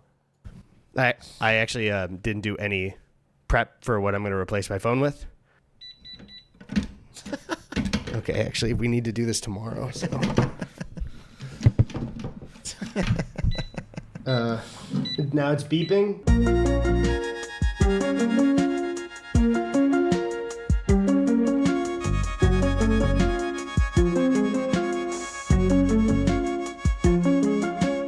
Now, obviously, a phone these days is a lot more than just a phone. But everyone in this day and age needs a telephone. Many people who ditch their smartphone these days go with an old flip phone, now referred to as a dumb phone. But I got a flip phone to keep in contact with my parents when I was out riding bikes at 12 years old. So for the majority of my life, I've had a device in my pocket that makes me reachable at all times. I want to experience what life was like before the cell phone. So I went even older and began looking into getting a landline. Luckily, this was pretty simple. Some major phone companies, for some reason, still offer a landline service. But what landline should I choose? There were so many decades and styles to choose from. I could go wireless. I could go with an old rotary. I could keep it to the classics, like Sleeping Goofy, M&M's Hanging Out, or Pooh. After weighing all of my options, I finally decided on a mix of everything. A corded landline that still had an answering machine and caller ID. Oh, a landline with an answering machine is not old school enough for you? That's too much new tech? Well, my ass got a Rolodex to pair with it. Now, if you're somebody whose knees still don't hurt, a Rolodex is basically your contact app, but on this fun little spinny wheel. So I spent an hour of my day just sitting down and copying my contacts from my iPhone onto different Rolodex cards to make sure that I had the number of everyone I needed to call over the next month. That's so stupid.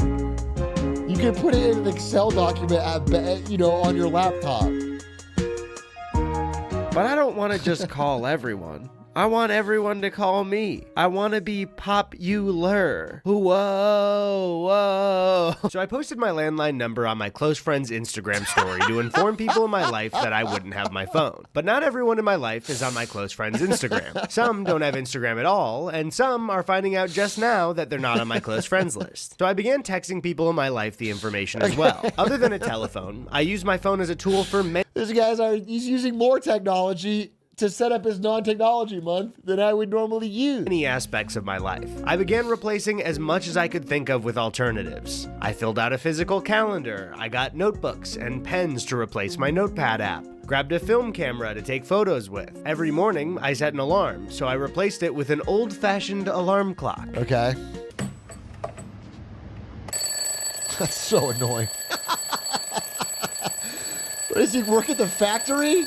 Oh, man, that's gonna piss me off. Why didn't I get a digital alarm clock? I'm getting rid of my phone, not becoming Ebenezer Scrooge. Also, just in case of any major text that I may miss, I hooked up my iMessage to an old laptop Chrissy had, but being able to check texts all the time felt like cheating. Yeah. So I bought this chess clock and decided I would only be able to clock in 5 total minutes checking text the entire month.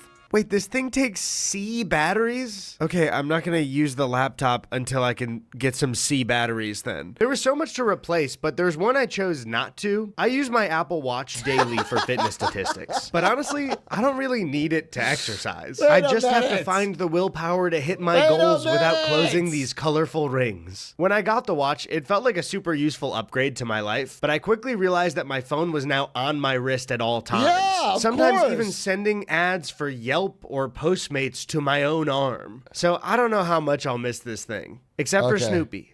I will miss you, Snoopy. I'm sorry I'm putting you in a box. Lastly, I replaced the iPhone's video camera with a Sony camcorder. Looking at all the items that would replace my phone sprawled out on the floor, I decided I was prepared enough to begin. Okay.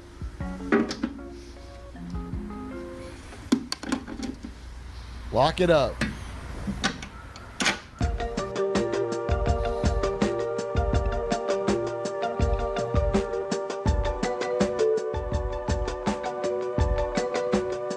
It was mid-afternoon by the time I started, so I decided to check if I had any calls or messages on my landline. I had posted and sent the number to almost everyone I know, so I was sure there was a ton of missed calls and voicemails to listen to. Wednesday, 1:04 p.m. Hi, Eddie. It's Mom. I'm just calling to see if your phone works. You don't have to call me back. I'll talk to Sweet. you later. Bye. End of messages. Within a few minutes, I came across the first minor hurdle of not having a smartphone on me. After checking my email on my computer, I saw that there was a package down in my mailroom. Now usually, to unlock the mailroom lockers, I open an email on my phone and scan a barcode. But luckily, they also provide a numeric code to put into a keypad. So I grabbed a notepad and I wrote the code down. We're not talking about the notepad app here. I get it. I mean, I put a pen to paper, like a soldier in World War II, sending a It's letter not that home to crazy. his girlfriend, who has now taken his spot on a Major League Baseball team. It's not that Or crazy. I think that's what it was like. Honestly, the only war movie I've seen is A League of Their Own. Hello, Eddie from the future here. This is absolutely the last thing that I'm editing, and I have not seen this footage until now. So on the first day, I walked out of the apartment, Chrissy changed the code to the safe, wrote it down, left for her apartment, and I asked her to hide it in a place I'd never check. And apparently she put it in a case of Black Ops 2. Holy shit, But under appropriate. a disc of Jingle All the Way 2. I don't even know where she got this movie. I don't even know why she has Black Ops. For over a decade, If that's at my place, that's coming out instantly. Okay, not only do I want to pull out Black Ops and check on it, but I'm going to want to watch Jingle All the Way too the second I see that DVD.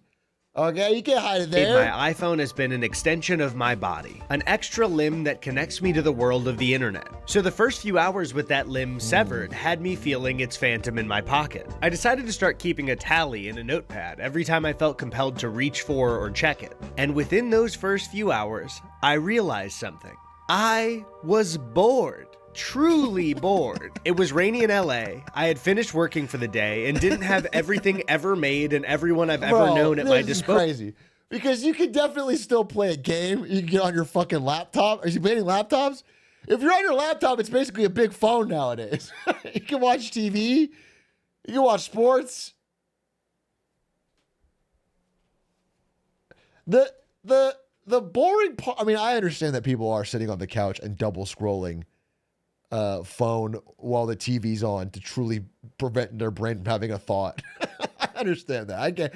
I understand this is a real thing and it happens and people are doing it. So people are doing it right now. Okay? But I also know that like the real time that the phone is hijacking my attention or that I am unable to be bored is like any of the in-between spaces. Anytime I'm traveling from place to place, if you're on the fucking plane or a bus or you're in an Uber or you're fucking on the toilet or you're on that's when they have total domination. I think at home people are still laptoping or fucking TVing or gaming or to fill the void. It hit me that the other times where my phone has died or moments where I've intentionally put it away, my phone has not allowed me a true sense of boredom for the majority of my adult life. And the rest of the first day was really nice. I enjoyed the silence. We ended the night watching the movie Flow, which I absolutely loved, highly recommend. And while I never check my phone during a movie, not getting a vibration or needing to put it on Do Not Disturb felt great. And since I can use my computer, I decided to still log it on Letterboxd. But when I walked away from it for bed, that was it. No more internet for the night.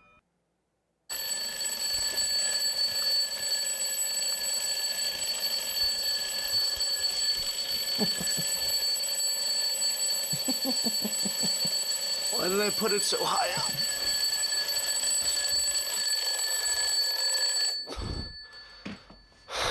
The next day was an adjustment getting used to the silence, but I was already seeing benefits. Turns out it's easier to get up out of bed and go to the grocery store when you don't. This is fucking true. This is straight up true. It's hard to hear. It's hard to hear, but it's fucking true. It's easier to fall asleep and it's easier to wake up. It's so deeply true. Everyone knows it, but most people don't want to hear it. They don't want to hear it because it's too painful. It's too painful. The idea that you should not have your phone in your bed at night when you're going to bed, and then there when you wake up, it's too painful. Don't waste your first 30 minutes scrolling through Twitter. Or if you're experiencing one of your lowest lows, Reddit. Ooh, shivers down my spine just thinking about it. Oh, by the way, last night, Chrissy and I had pasta, sausage, and Trader Joe's cheesy, creamy greens and veggies. I can't fall asleep without YouTube, though. That's what Ari will say about, like,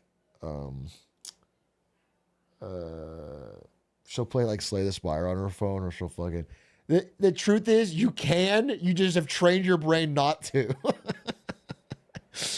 You absolutely can, dude. You're not the one person biologically who can't fall asleep without YouTube. You've just trained your brain to have YouTube. And by the way, you're still falling asleep later and with worse quality sleep. So if anyone wants these leftovers, they are 1 month old at the time of posting, and I will not give you my address. So let me know if you're interested. I also got the C batteries for the chest clock, so now I have a working chest clock and 8 C batteries that will sit in my drawer forever. Later that week, a few friends and I had planned to see Mickey 17. Last week, I offered to organize getting the tickets myself, forgetting that my phone would be locked in a box. Normally, as an AMC A-list member, I reserve the ticket on the app, show up, present my QR code to the greeter to be scanned, and suddenly I'm in.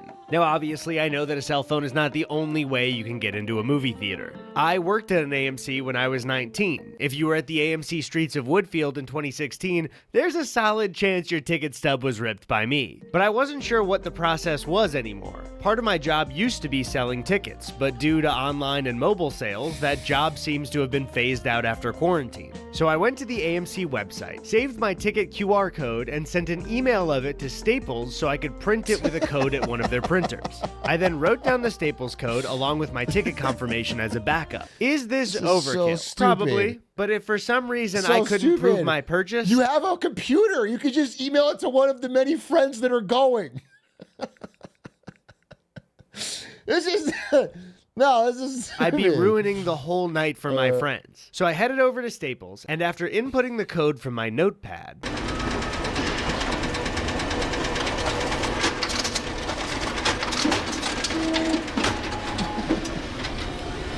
I don't have a printer either. I mean, I would need to. There look we go. at him, That's awesome. my beautiful boy, my pride and joy. I mean, Be that honest, is if your good job for the was scanning video. QR codes, would you trust one sitting on a blank page like this? During our drinks before, I was beaming with excitement to use my QR. Look at how proud I am of it, but I had no idea what was waiting for me in the theater. Now, fortunately for me, and unfortunately for labor everywhere, the AMC ticket sales employees have been replaced by kiosks. So I headed there to scan my QR code instead of the greeter because I got nervous. Did you guys see? Disaster 1. I froze the machine. Broke it? I was confused. I clicked the keypad and I think I broke it, so I think I'll have to. Luckily, there was an open machine next to me, Okay. so I made a quick recovery only for Disaster 2. My QR code was printed so inconveniently that it wouldn't fit in the scanner. I desperately folded the paper as my friends waited on me for their tickets. And it just wouldn't scan. Hello? Just cut to home. Yeah, we missed the movie. Come on. My Clutch it baby up. boy was a disappointment. But you could just use the credit card you bought the tickets with. So I didn't need to do any of this. Didn't need a phone and could have just shown up with my credit card. Okay, so there are minor inconveniences like writing things down or bringing my credit card. But I wanted to know what it was like to traverse a city without my phone. But Okay. first, a quick word from the sponsor of this wait. video. I'm stuck in a fly trap. I fell for the damn light bulb again. I want to thank SoFi for sponsoring the next portion of this video. I've talked about Check it out, SoFi. You can get a loan. fast tracking Or retirement. Yeah, they're giving away money that you could use for this consolidate list of loans. things. Or whatever you want. It would be your money if you want. I do not care. Sign up for SoFi Plus to be entered for a chance to win, Like the and for every stadium. friend you refer, you earn an additional entry. Head to SoFi.com/Eddy, scan the QR code I up. mean, I will say, I would agree that directions are the number one thing you need a phone for. Obviously, there's many, many things, and we're all addicted to our phones, but like the most annoying thing to lose would be directions. Because it's like so incredibly convenient to have a geolocated device with a 3D digital map in your pocket of wherever you are, wherever you need to go that can route at all times. I mean, Google Maps is one of the greatest inventions in human history. It's incredible. With live traffic data, it's incredible. Thank you Help for me. the gifties. I need to do this myself.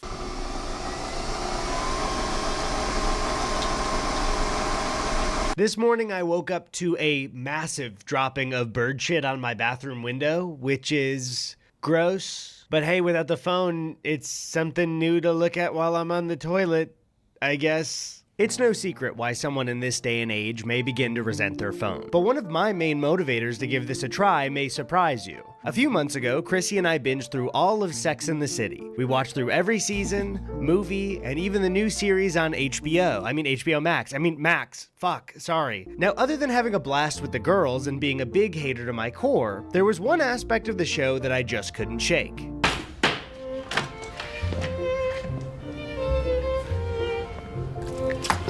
Well, laugh. It's a joke. No, not that. Sorry.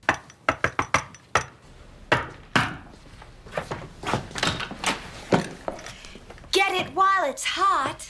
Not that either. Man, I gotta text my editor. But I don't have a cell phone. And my editor's me, so he doesn't have a cell phone He either. edits his own Gonna be tough. videos? The show That's starts impressive. with Carrie in her early 30s. But even though I'm a young 28, not even fucking close to 30, the era of life that Carrie, Samantha, Miranda, and Charlotte are in is pretty similar to mine. The one glaring difference, other than being in LA instead of New York, is their lifestyles without smartphones and social media impacting it. Of course, this isn't a staple of the show, but the times the show belonged to. The new series has to adapt to our new world just like we do. Carrie is a podcaster. She tweets. Everyone uses their smartphones. But even though I was always aware that times had changed, it didn't feel so drastic until I watched the original show. No dating apps, no creating a second version of yourself online for the world to perceive. On a night in, Carrie writes, Miranda watches TV, Charlotte reads either the Old Testament or the New Testament, depending on what season you watch, and Samantha gets laid. They don't pull out a little computer that shows them what everyone they've ever met is up to at that exact moment. Charlotte doesn't do the dishes with her AirPods in, catching up on the Twitter drama between the richest man in the world and Hassan Piker. Samantha doesn't watch the Costco guys on Fortnite Friday. Well, they're missing out Something that then. we really like a lot. That's 5 big They're booms. missing out. Something we're not that crazy about could go down to 1 and then anywhere in between. What? Of course. And they also call each other for plans.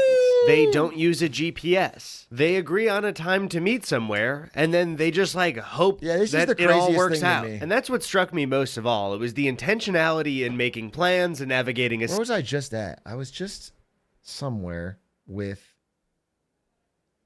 Ari in a group. Why am I blanking? Ren Fair. I was at the Ren Fair. And fucking boomer moment. Holy shit, dementia. I was at the Ren Fair, and, you know, despite it not being Ren Fair appropriate, we had to use our phones to find each other at the same Ren Fair multiple times. Because people wander off to go look at things or get a turkey leg or whatever, and you don't know where the fuck they are. How did anyone do this before?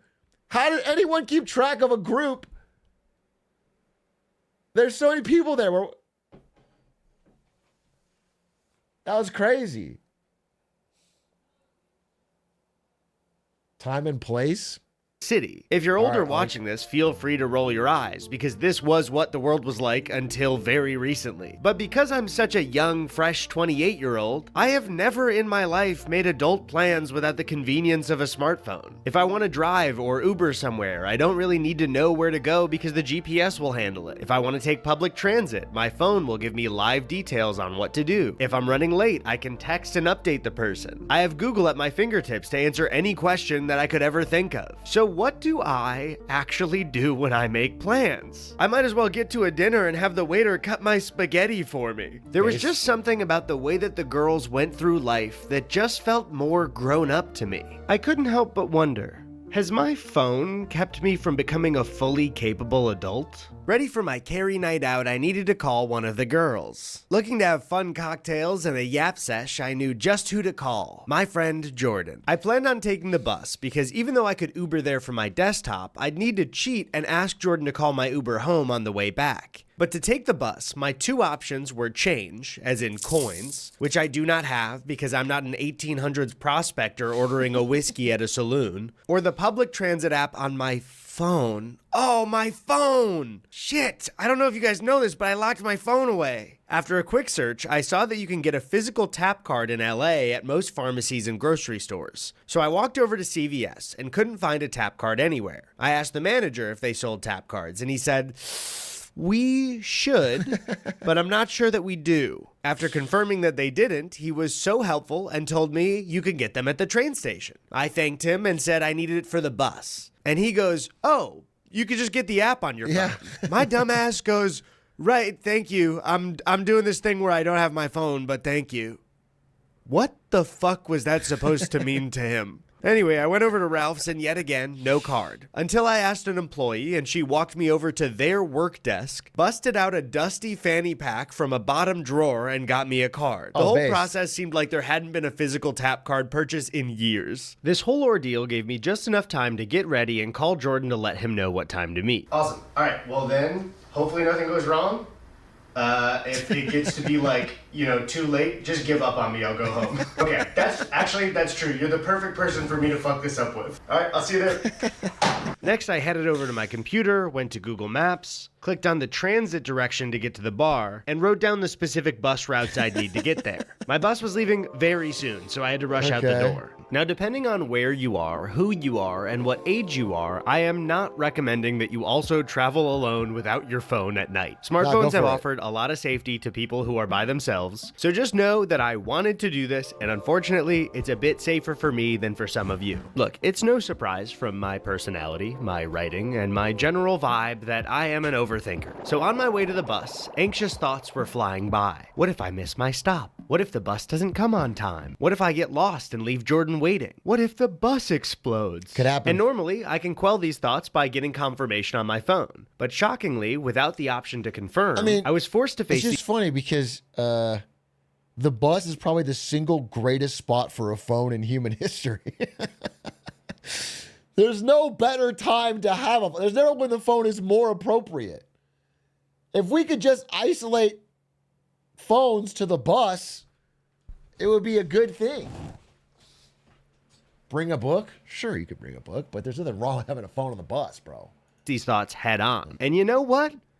It was super fucking easy to ride the bus without my phone. They say the goddamn street names out loud. Why was I worried? Thanks. Have a good one.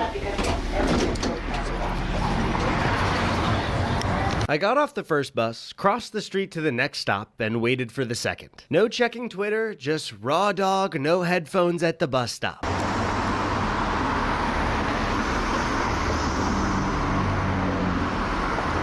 Hopping on the next, I rode the bus toward drinks.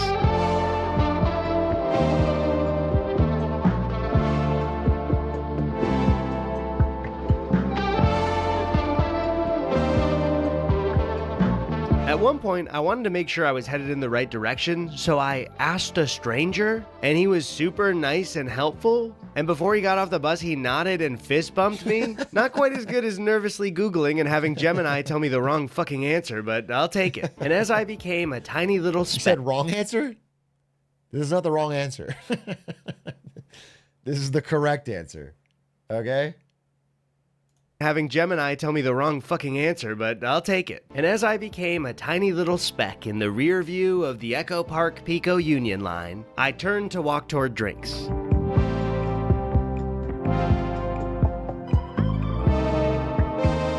I finally made it there, and lo and behold, agreeing to meet at a place without 5 text updates still works just fine. Jordan and I had a great time, yapping our hearts out. 2 young philosophers in a heated debate, going toe-to-toe in the marketplace of ideas. I, of course, was on the right side of whatever we talked about, and Jordan was in the wrong. But his British accent kept giving his words an authority that made me insecure and angry. Also, we did need to use Jordan's phone to get my bus route back, because I did forget to look it up. Is someone telling me a bus route with their phone cheating? I didn't use my phone, but I sort of used someone else's? I don't know. A few hours and 1 too many cocktails later, Jordan walked me to my bus stop like a true gentleman. It came earlier than expected, and without my knowledge, Jordan captured my dorky ass scurrying to the door. On the ride home, it was really starting to hit me just how normal most aspects of my life felt without a phone. Sure, it was a bit inconvenient, sometimes a little bit dangerous. But is the harm that screen time and algorithms inflict on my brain really worth the convenience it brings? Well, I'll be honest, I've had 1 too many cocktails to find an answer to that. I also was on Metro TV.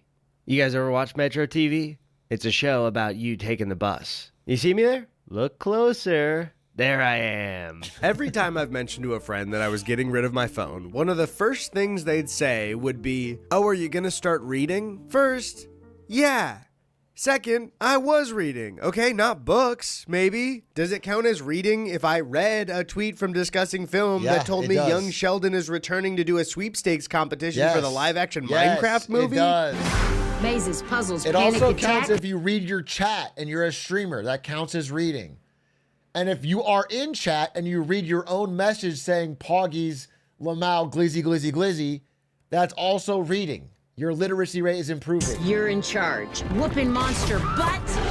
That's my purview. Plus $500 daily cash prizes. Whoa, oh my. Watch Young Sheldon weeknights for the word of the day. Text it to 55225 or dig into youngsheldon.com. Yeah. A Minecraft movie in theaters April 4th. I used to read quite a bit, Chicken but as my jockey! phone addiction has developed, most of the time when I could pick up a book, light a candle, and relax in a chair, I instead choose to burn disturbing world news into my retinas while I sit hunched over my table, or hunched over on my toilet, or hunched over on a bench. But after days of phone detox, I wanted to see how well my attention span fared toward uninterrupted reading. About a year ago, I was at a bookstore with my friend Ian when he mentioned he had recently read the novel Flowers for Algernon. I bought it that day, planning to read it so we could discuss and have a connection over it. And then, it sat collecting dust next to my Wii U for 11 months. Didn't get all the dust, maybe one more blow. Damn, that shit is baked on there. So I lit a candle, got cozy, and began reading. And you know what? It was way easier to focus. I got sucked into the book, and before I broke any concentration, I'd read over 100 pages. Now I had plans that night, so I needed to rush out of the house, but I didn't have a damn bookmark. It's a sad book. Oh, perfect. Finally a use for my QR. Later that night, I came back and read another 100 pages. Now, of course, people read a lot with their phones all the time. But for me, that vibration of a text or social media notification or an ad from Uber Eats or Postmates feels like somebody knocking at my window, trying to distract me and get me to stop reading. Over the next 10 days, I started to go about my everyday life pretty naturally without any major issues. I could go for walks by myself or with my brother and give 100% of my attention. I did my chores in my free time without my AirPods. I've never used a bookmark consistently. What I do is I look at the page number and I try to think of some way of remembering it. So if it's like 263, I'll be like 263... 260 me. I'll think of some stupid rhyme. You know, I'll just think of something stupid and then I'll close the book. And then when I open it again, I'll try to think of my fun little phrase. And almost certainly I never do. Almost certainly I don't remember it. And I have to fucking find my way around. But that's happened to me for many, many years. Sometimes in silence or with a vinyl, maybe a podcast on my PS5 on occasion, but I didn't crave it. I was working on a video for the other channel I run with my brother, and I found myself procrastinating less, enjoying work more. Everything just started to feel normal. It's not like I shut out all of the internet either. I still followed the news and checked social media on occasion, but it didn't follow me in my pocket when I stepped away. The swirling mass in the back of my brain that the internet seems to occupy had completely severed, and I didn't miss it. I was embarrassed at the thought of how often in the past I would check my phone, especially when I wasn't really waiting on anything. Times where I felt anxious in public, when I wanted to fill the silence, and the worst of all, involuntarily checking. I was becoming a normie, and I liked it. I read books more. I sat in silence. I enjoyed the eclipse and didn't text it to anyone. I spent an hour on a rainy night just watching the rain fall, enjoying the sounds of drops hitting the pavement. I mean, what the hell? What's wrong with me? The next morning, I thought, surely the rain washed away the bird shit, right? Huh, guess not. Okay, well, maybe it'll go away on its own. I mean, there's nothing more normie than checking your phone. Everyone does it. Or maybe it'll go away. Navigating the world without the help of a cell phone made it seem smaller, less intimidating. I found myself asking strangers for help a little more and was less anxious when they spoke to me. There was only one time where I checked my texts on the MacBook, and after that I decided I didn't even need it. Man, I bought those C batteries for nothing. After just a half of a month without my iPhone, I started to have the thought, uh-oh, I don't know if I want this thing back in my life anymore. And moving into the next week, I continued to feel the same way. I didn't want the experiment to end after 30 days and was looking for some advice when I realized I knew just who to ask. I wasn't the only person who had tried out different lifestyles for a video. So I decided I would try to get some answers from an expert. Zach from the Try Guys. Hey, hold this. Zach, I have a question. Eddy? Yeah. Eddy? Have you ever tried something for a video that you liked so much that you wanted to keep trying it after the video was done? What are you doing in my house? Just answer the question, man. Pottery was cool. Okay. Thank you. Okay, lock the door. About halfway through the month, I had mostly adapted to life without the phone, but I wondered how other people would adapt to me. I had sort of assumed when it came to others, the landline would be a fun novelty. People would give me a call or two within the first week, and then just wait for me to get my phone back so we could go back to normal. Does anyone here still leave phone messages? I don't think I let the phone message in forever. If they don't answer the phone, I just hang up. I've never answering machined. Because you can just text. I've never seen the purpose of a phone message. But to my surprise, that hasn't been the case at all. Hi, Eddie. It's Mom. Hey, Eddy. It's Jarvis. What a wonderful voicemail you got there. It's time to walk. Call me back. Eddie, we're on our way. You better get ready. We're on our way. Yay. You Yay. Woo. All right, bye. Hey, Eddy. How you doing? Big dog. Hey, this is Zach. Mr. Burback, need to reach you. I hope it's going well. I hope you haven't gotten lost because of lack of Google Maps. Hey, Eddy. This is your friend Ash. Yes, I'm sorry. I was given this number for. If I have an incorrect number, please let me know. Happy Thursday. Talk to you soon. We were trying to reach you to do that dinner that we talked about. A big part of why I kept my phone clutched to my chest for years was because I felt like I needed to be on call for people I know 24/7. I had feared that this experiment would annoy people, that it would make me more work. But it turns out everyone I asked said it was a breath of fresh air. They liked calling, they liked leaving messages and not having to worry about texting back. And I like coming home to voicemails. I like picking up and hanging up the phone. When I say bye, I get to end the call with emotion and a physical feeling. Instead of the new reality I've gotten used to where you say goodbye, there's an awkward pause, and then the 1 hour and 30-minute takedown on the Beast games you were watching begins to play again. Personally, with a smartphone, I am way more likely to accidentally leave a text unanswered, to cancel or delay plans when I'm not feeling up to it. With the landline, though, I have to talk to people. When I'm feeling like I don't want to leave the house, hearing the voice of a friend excited to hang out washes that away, while a text about plans feels like work to me. I'm realizing that there are a bunch of small antisocial behaviors that I believed were becoming part of my personality, but is more so my relationship with a computer in my pocket that I'm addicted to. However, the landline isn't all fun calls from friends and family. There is an aspect to it that has been driving me fucking crazy over the last 2 weeks. Spam calls. Spam calls and scammers are hitting my line more than anyone else. During business hours of the week, these assholes are calling me sometimes 30 to 40 times a day. But when the landline is your gateway to the outside world and social life, you have to get up and check who's calling when it's ringing. So hundreds of times over the last 2 weeks, I've jogged over to my landline just to see that it's spam. Yeah, this is Eddy. How are you? Doing good? Sorry, was your name Eddie or is my name? My name is Eddy. My name's Eddie as well. No, your name is not Eddy. It's not? I get a call again, and it's more spam. You're paying high rates on your electricity bill, and what we are doing is showing people a free, no-obligation consultation and demonstration with our solar program. Yeah, I assume like scammers are more likely to target a landline because it's most likely to be an old person who's like easily swindled, right? Consequences for you. This call is regarding your Medicare, as you already have Medicare Parts A and B both. So why you're lying to me? Your name is Eddy. Our records show you may owe over $10,000 in unpaid tax debt.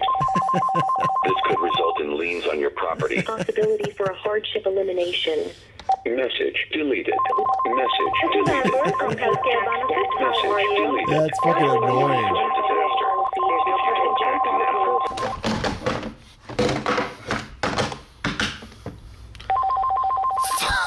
Message deleted. End of messages.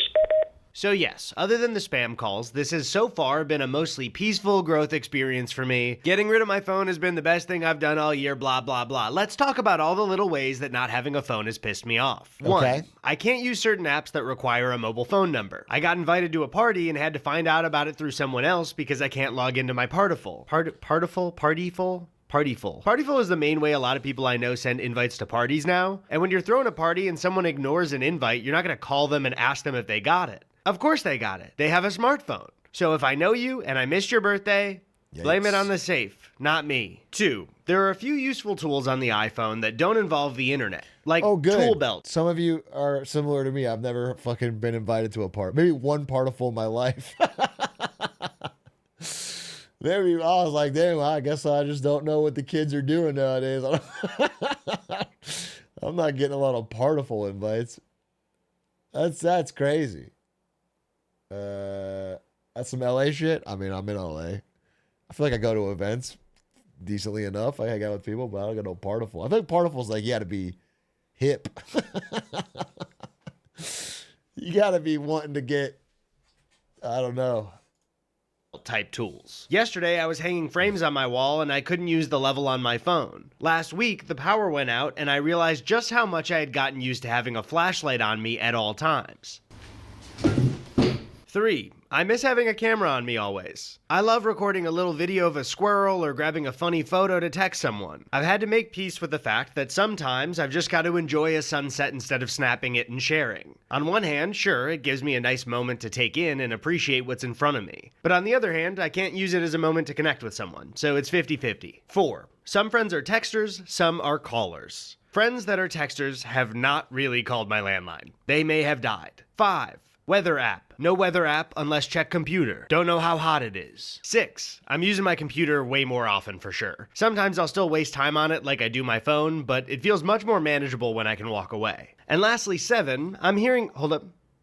Sorry, I thought I heard my phone ringing. Everyone knows about the phantom vibration you occasionally feel in your pocket when your phone is sitting there. Yeah. That has disappeared for me. But I am now hearing phantom ringing in songs, in movies. Any similar tone has me perking my little ears up to check. But how does that all stack against crippling anxiety from social media and ruining my attention span? Well, like I said, I didn't have a level on me, so... One of the things I've enjoyed over the last few months is keeping up with current TV, mainly White Lotus, Severance, and a little bit of Formula One for all my Max Verstappen heads out there. And that part of my life was mostly unchanged, except I heard discourse about the shows through my friends' opinions and what they'd seen online. TV shows, politics, internet drama, basically everything that I'm algorithmically served are constantly placing people online into in-groups and out-groups. Like, if you disagree about a White Lotus episode in person, you're just hearing another perspective. But when a group of people have a different opinion on Twitter, it feels like large swaths of strangers are not like you over a micro diversion of an opinion about a show from Ned Schneebly. Shut up! Shut up! You both just cut it out for 1 second. Even though I was aware of this, time in the real world and away from my phone had me connecting with people in a much more positive light. Again, still paying attention to the news, so not saying everything's fine. Far from it. But not getting mad at invisible strangers and bots 1,000 times a day had me feeling a way I didn't in a long time. And during my final week, Chrissy was out of town cat sitting, which made me pretty unsure of how my final days alone would go. More recently, when I find myself alone in my apartment for an extended period of time, I've been increasingly frustrated with how much I use my phone, especially before bed.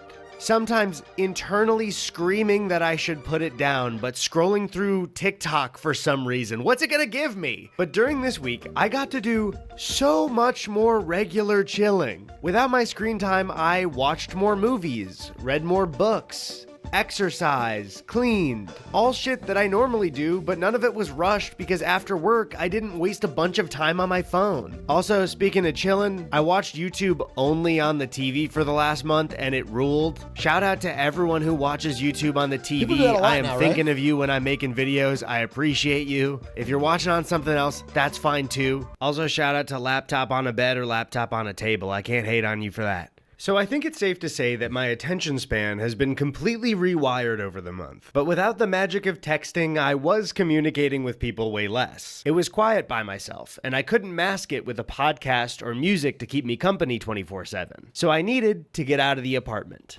Friday, 2:45 p.m. Hey, little man. It's Katie. I'm calling to let you know that we're going bowling at 9 p.m. Be there. See you then, big dog. This time when I took the bus, I did write down my directions just in case, but I've been retaining information for a full month without relying on my phone, so I just didn't look. I know where I'm going. And after arriving at the bowling alley, it was time to bowl. And yes, please. Yeah, okay, just press the thing, yeah. What followed was the greatest bowling I've ever seen. Strike after strike, nobody could be stopped. Will not make you a better bowler. They almost kicked us out because they thought we were like cheating or something. Something about magnets. But we were using the balls that were there. Honestly, I'm like freaked out with how good we did. That's got to be connected to my not having my phone or something in some way, right? I don't know. It's Connor. But after some pro-level bowling, we decided to get some food. I thought it was just gonna be like. Yeah. Oh, you're doing. Okay, you're dancing. Yeah, keep going.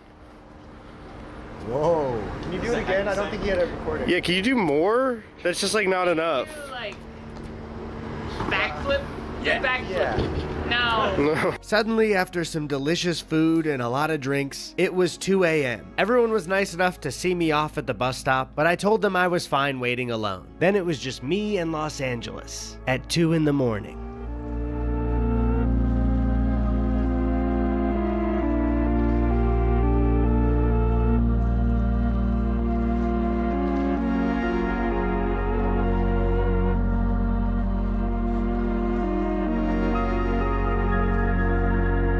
Seems like a fun night, yeah?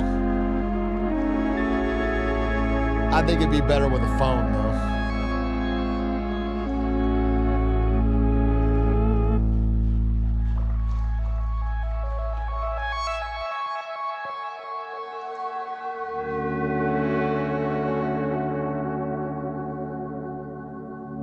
With only one day left, I decided it was time to dust off an old aspect of my childhood and put it to the test as an adult. Frozen? When I was a kid, I saw the takeover of portable GPSs for driving. At first, they were purchasable on their own, then a feature on my rich friend's dad's car. What? You thought he was the breadwinner? Well, it was actually my friend's mom who bought the car. Sounds like it's time to look inward about what we assume, I think. But before the GPS eventually arrived in every pocket in America, as you're going, we'll be monitoring the traffic. We'll give you your ETA. Yeah, I mean, that's if so sick. the traffic slows down in front of you, we'll update your ETA. That's so sick. And then we'll start looking to reroute you That's around so it to find a faster route. That's If we do, incredible. we'll offer it to you. there was a website that would plan your route to print so you could take it with you on your drive. That website was MapQuest.com. Tony and I were going to follow MapQuest to Huntington Gardens and enjoy my final day of silence while the flowers were in bloom. So I routed our trip, sent my PDF to Staples, walked over, and man, I really should have fucking bought a printer for this. You ready? Hold on.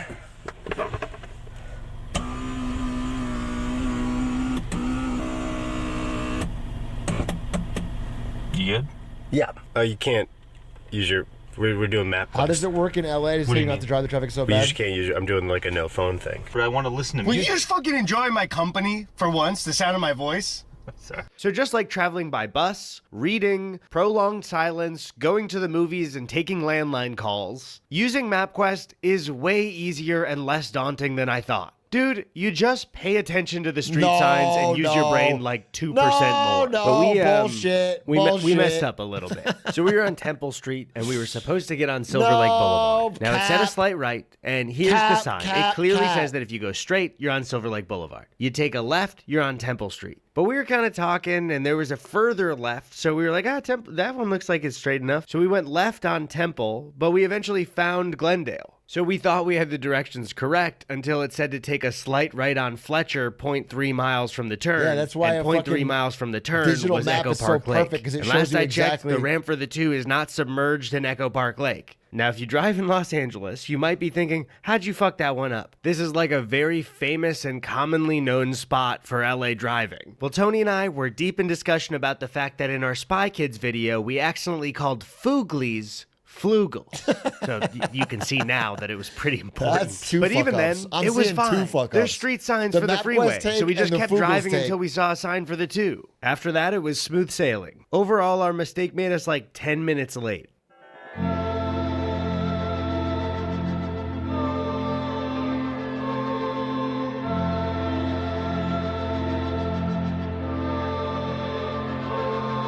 You know, there have been a set of questions that I get from people asking about this whole thing that are mostly the same. How are you going to get around? What do you do if you miss a text? What if you get lost? But those questions also come with a set of similar statements. Oh, I bet you'll feel so much better. You'll have so much more time on your hands. I'm so jealous. And that's because at the start of this, I, along with you, probably knew where this would go to a degree. I'm not exposing a problem here that was hidden in the shadows. We all know it. We feel it every day. But those questions that kept me from doing it before didn't turn out to be that daunting. Sure, occasionally I did have to rely on someone else's phone for information or a text, but other than that, my life felt so normal. I think we're living in a time where our minds and our attention are such a currency, we need to start working out our brains like a muscle. And yes, that can be writing, reading, navigating, but I think you also need to build your own silence, your own peace. And that peace hurts the money of things keeping you on your phone. So the day will not come where Elon decides you need a break from Twitter for your mental health. There will not be a moment where people stop capitalizing on your anger, joy, sadness for their own profit. It's up to you to rip yourself back into reality as much as you can and take back what is rightfully yours. You. As for me, it was almost time to unlock the safe. I watched the countdown clock creep closer to 0, but instead of relief or confidence, I found myself filled with the same desperation for a solution that made me do this whole thing in the first place. What will my relationship with my phone be like after this? Will I lock it up every once in a while? Will I delete most of the apps and just use my computer when I need it? Will I lose everything I learned here and be stuck scrolling before bed again? After spending a portion of my youth in a cloud of buzzing noise, I had hoped to step outside of it, to turn around and be shocked at how much it had crept into every corridor of my brain. And that is exactly what happened. But I know that beyond a month-long experiment, it's unrealistic to go back to a world without the phone entirely. The thing is, I've known for years that the way I was beginning to use it was not good for me. I kept telling myself that I'd make a change, and until now, I never truly committed to that. So while I have no idea what my relationship to this thing will be in the future, I do know that it will not be the same as the past. It turns out the only way to stop using your phone too much is to just stop using it too much. It's like bird shit on your bathroom window. You know you should clean it at some point. But hey, it gives you something interesting to look at on the toilet, and you can hope the rain will wash it away or that a crow never dropped a gross load on your window in the first place. But if you really, truly want it to get clean, you're gonna have to roll up your sleeves and do it yourself.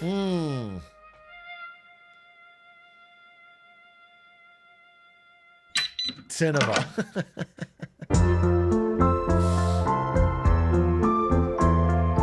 Interesting video. I don't know that I know what my main takeaway is or what I learned from that, but interesting video. I think for a regular person who's not going to do a YouTuber experiment, the one thing I'd say that has helped me personally is trying to get it out of the bed, especially at night. I feel like I've gotten so much better at falling asleep.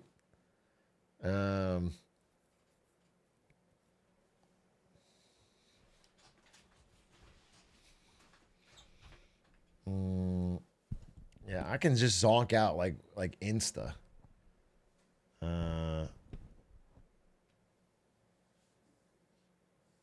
But everything else, I'm not sure. Hey, chat, unfortunately, I have to end early today. We have guests at the house that I need to be a good husband for. So, I will be back tomorrow. I I do have some bigger stuff coming up. I'm sorry I've been a little distracted. I have on Friday, Hitman VR with Linkus. We are trying the world of Hitman VR. It's all set up, ready to go. That's Friday. On tomorrow, I'm doing the podcast plus, I think, a presentation on Hollywood. Hollyweird, I call it. Okay? I'm going to expose the woke liberal mind virus ruining movies. And then on Thursday, I don't know. I mean, probably then Trump will have started World War III, and I could do a clip on that. Okay? I'm sure we'll have some news by Thursday. So, thanks for watching. Appreciate you. Let's raid Squeaks if he's live, or who's live? Who's live? Tasteless is live. I was kind of... Oh, we could raid... Liam. Or we could raid Zane. What is he doing? Why does he have 1,000 viewers? None of us believed him. He's doing the... I'll raid Zane. Zane's having a fucking day. Zam. And I appreciate you for watching today. Thank you very much. I'll see you tomorrow. Hopefully you enjoyed the clip today. Oh, we also have a Shark Tank on Poppy coming out tomorrow. Should be fucking sick. All right, goodbye.